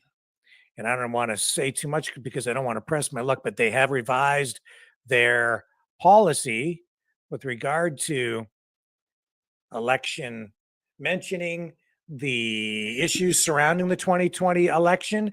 So we should be safe with him saying what he said. That has resulted in us getting into trouble in the past. But now, with their change in policy, hopefully we'll be able to cover Trump properly, fairly, and thoroughly without worrying that we might get deplatformed because of what he's saying. And tonight I was worried about it. It's just a knee-jerk reaction, though, because it's supposed to be okay to say it now. And he said it again. And he says it in every speech. And that's why I said earlier tonight, if it's RFK versus Trump in the end, and that's what we have, they might have to ban both candidates entirely from social media because they hate them both. RFK actually is the one that seems to be getting the bulk of the negative pushback from social media, the deplatforming. I don't know what they're going to do with him in the end, but he's actually getting he's being censored more right now than even Trump. So we have to be very careful about how we proceed with that. Now, we are endeavoring to provide pretty extensive election coverage heading into the presidential race for 2024. And you can support our coverage, as you see there on the bottom of the screen, at electionwatch2024.com. If you want to support our election coverage specifically, that's the page to go to in order to donate, to make sure that we can continue to provide feeds and even put some people out in the field to cover the 2024 presidential election. And we're just getting that going. We're working out some of the bugs, and we have a system that we're setting up. So if you'd like to support that, please go to electionwatch2024.com, and that will help us fund our presidential election coverage for the 2024 presidential election race. So really appreciate that. Now, what else can I say about tonight's speech? Somewhat predictable. He was hitting all of the key issues. I took note of him saying that he would not fund gender-affirming care or operations, would not support or fund schools that endorse or promote or teach transgender ideology. He also said that he would not provide funding for schools that have mask or vaccine mandates in place.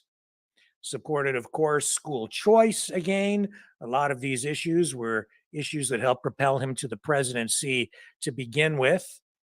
Touched on immigration again.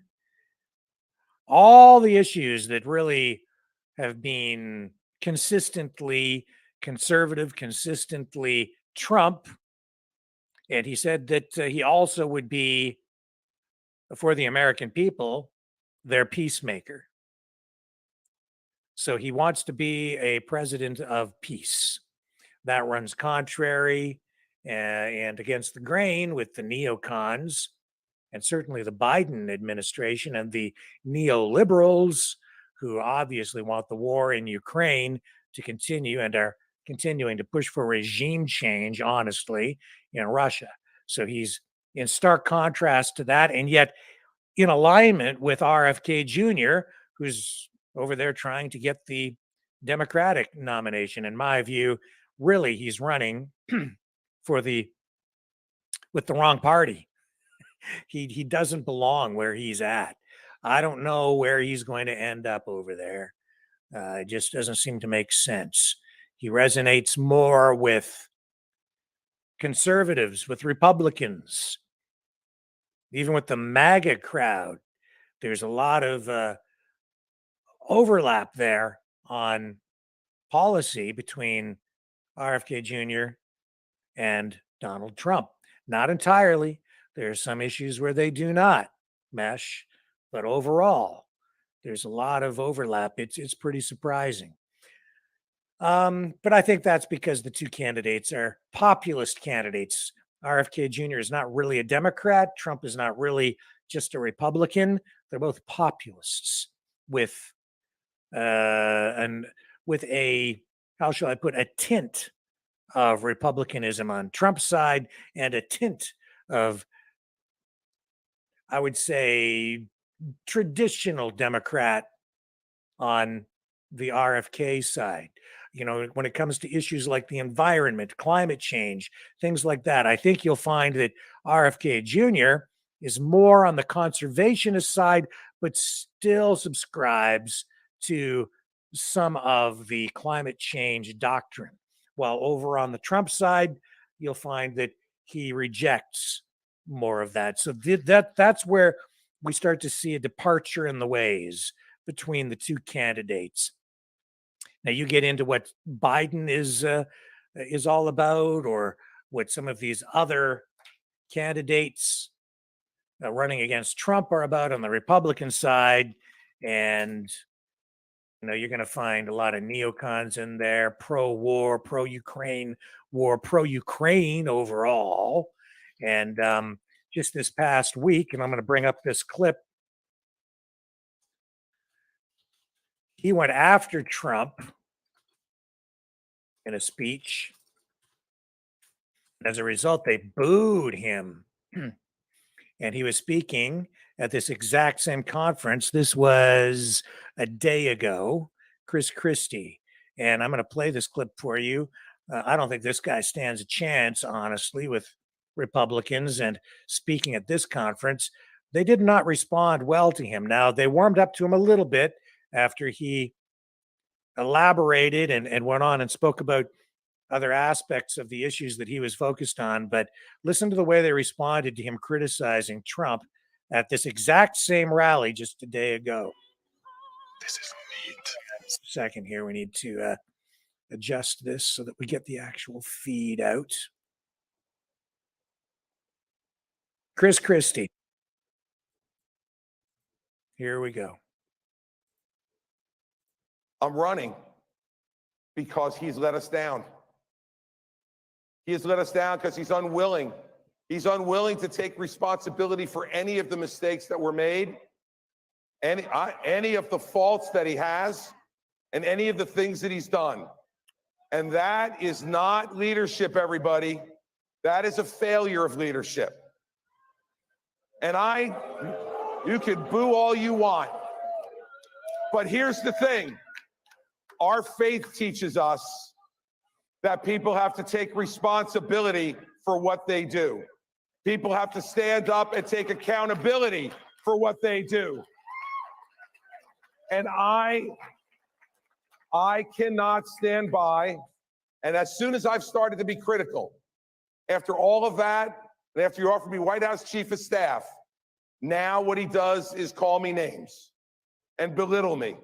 And I will tell you, if all you do is disagree with someone, and in return you get that kind of treatment, I've joined a great list of Americans like Rex Tillerson and Jim Mattis and Mark Esper and Mick Mulvaney and John Kelly and all the rest. And you can love him all you want, but I will tell you that doing those kind of things makes our country smaller. That clip from NBC, but they weren't the only one to be running that.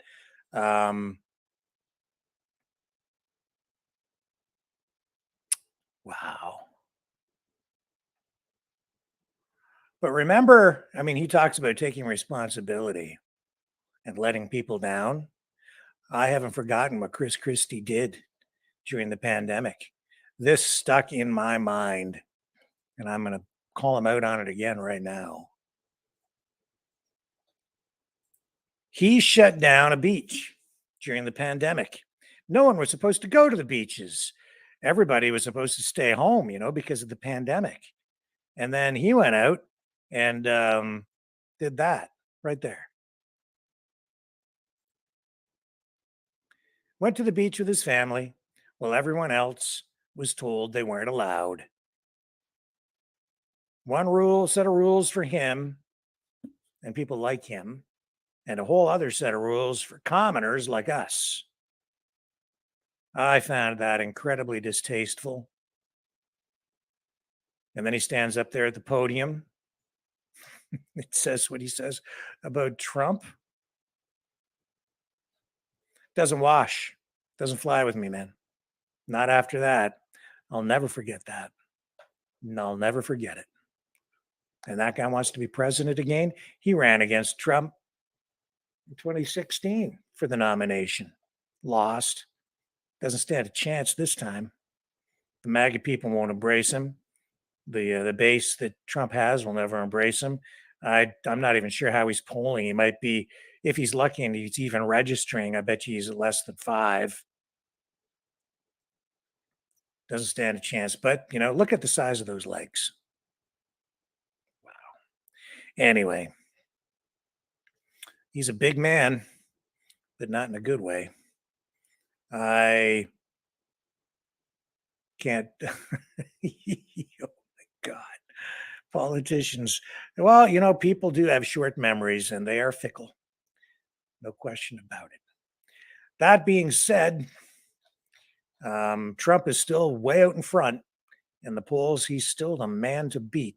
DeSantis a distant second, and everybody else is pulling up the rear behind that. Pence too, man, like not a chance. He doesn't stand a chance.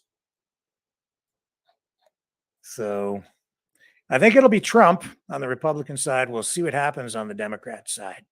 We'll continue our coverage of election for the presidential election for 2024. And again, you can support our coverage by going there and making a donation if you can, if you're able to. We certainly appreciate all the support we get around here. And we certainly need it because we don't have any corporate sponsors. We are not monetized on any social media platforms, completely demonetized off YouTube. You can also donate through the Rumble Rants on the Rumble channel. And we are putting together our election team. And if you haven't subscribed, please consider doing that. Subscribe on YouTube, but especially subscribe over on Rumble, where we continue to grow. And we need that platform because it is more free speech oriented. We are far less likely to be censored and banned over there.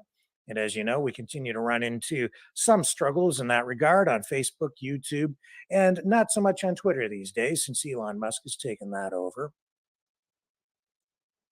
And as I say, the policies with regard to coverage or mentioning the 2020 election has changed. So hopefully we won't run into any problems after what we just aired tonight with the Trump campaign speech from the Faith and Freedom Conference. Well, folks, that gets us to 9:43 p.m.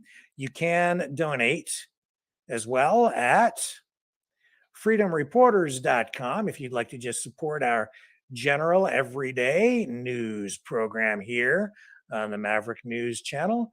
You can donate at maverickdonations.com. And here, let me just take this one down.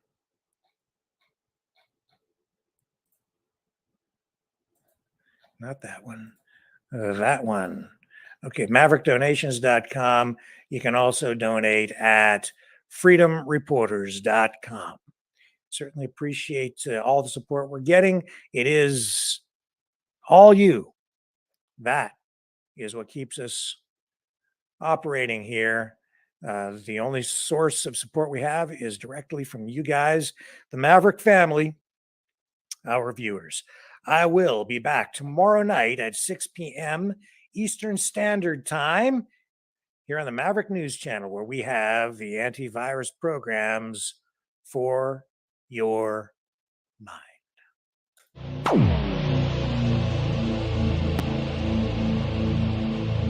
This has been a Maverick Multimedia production.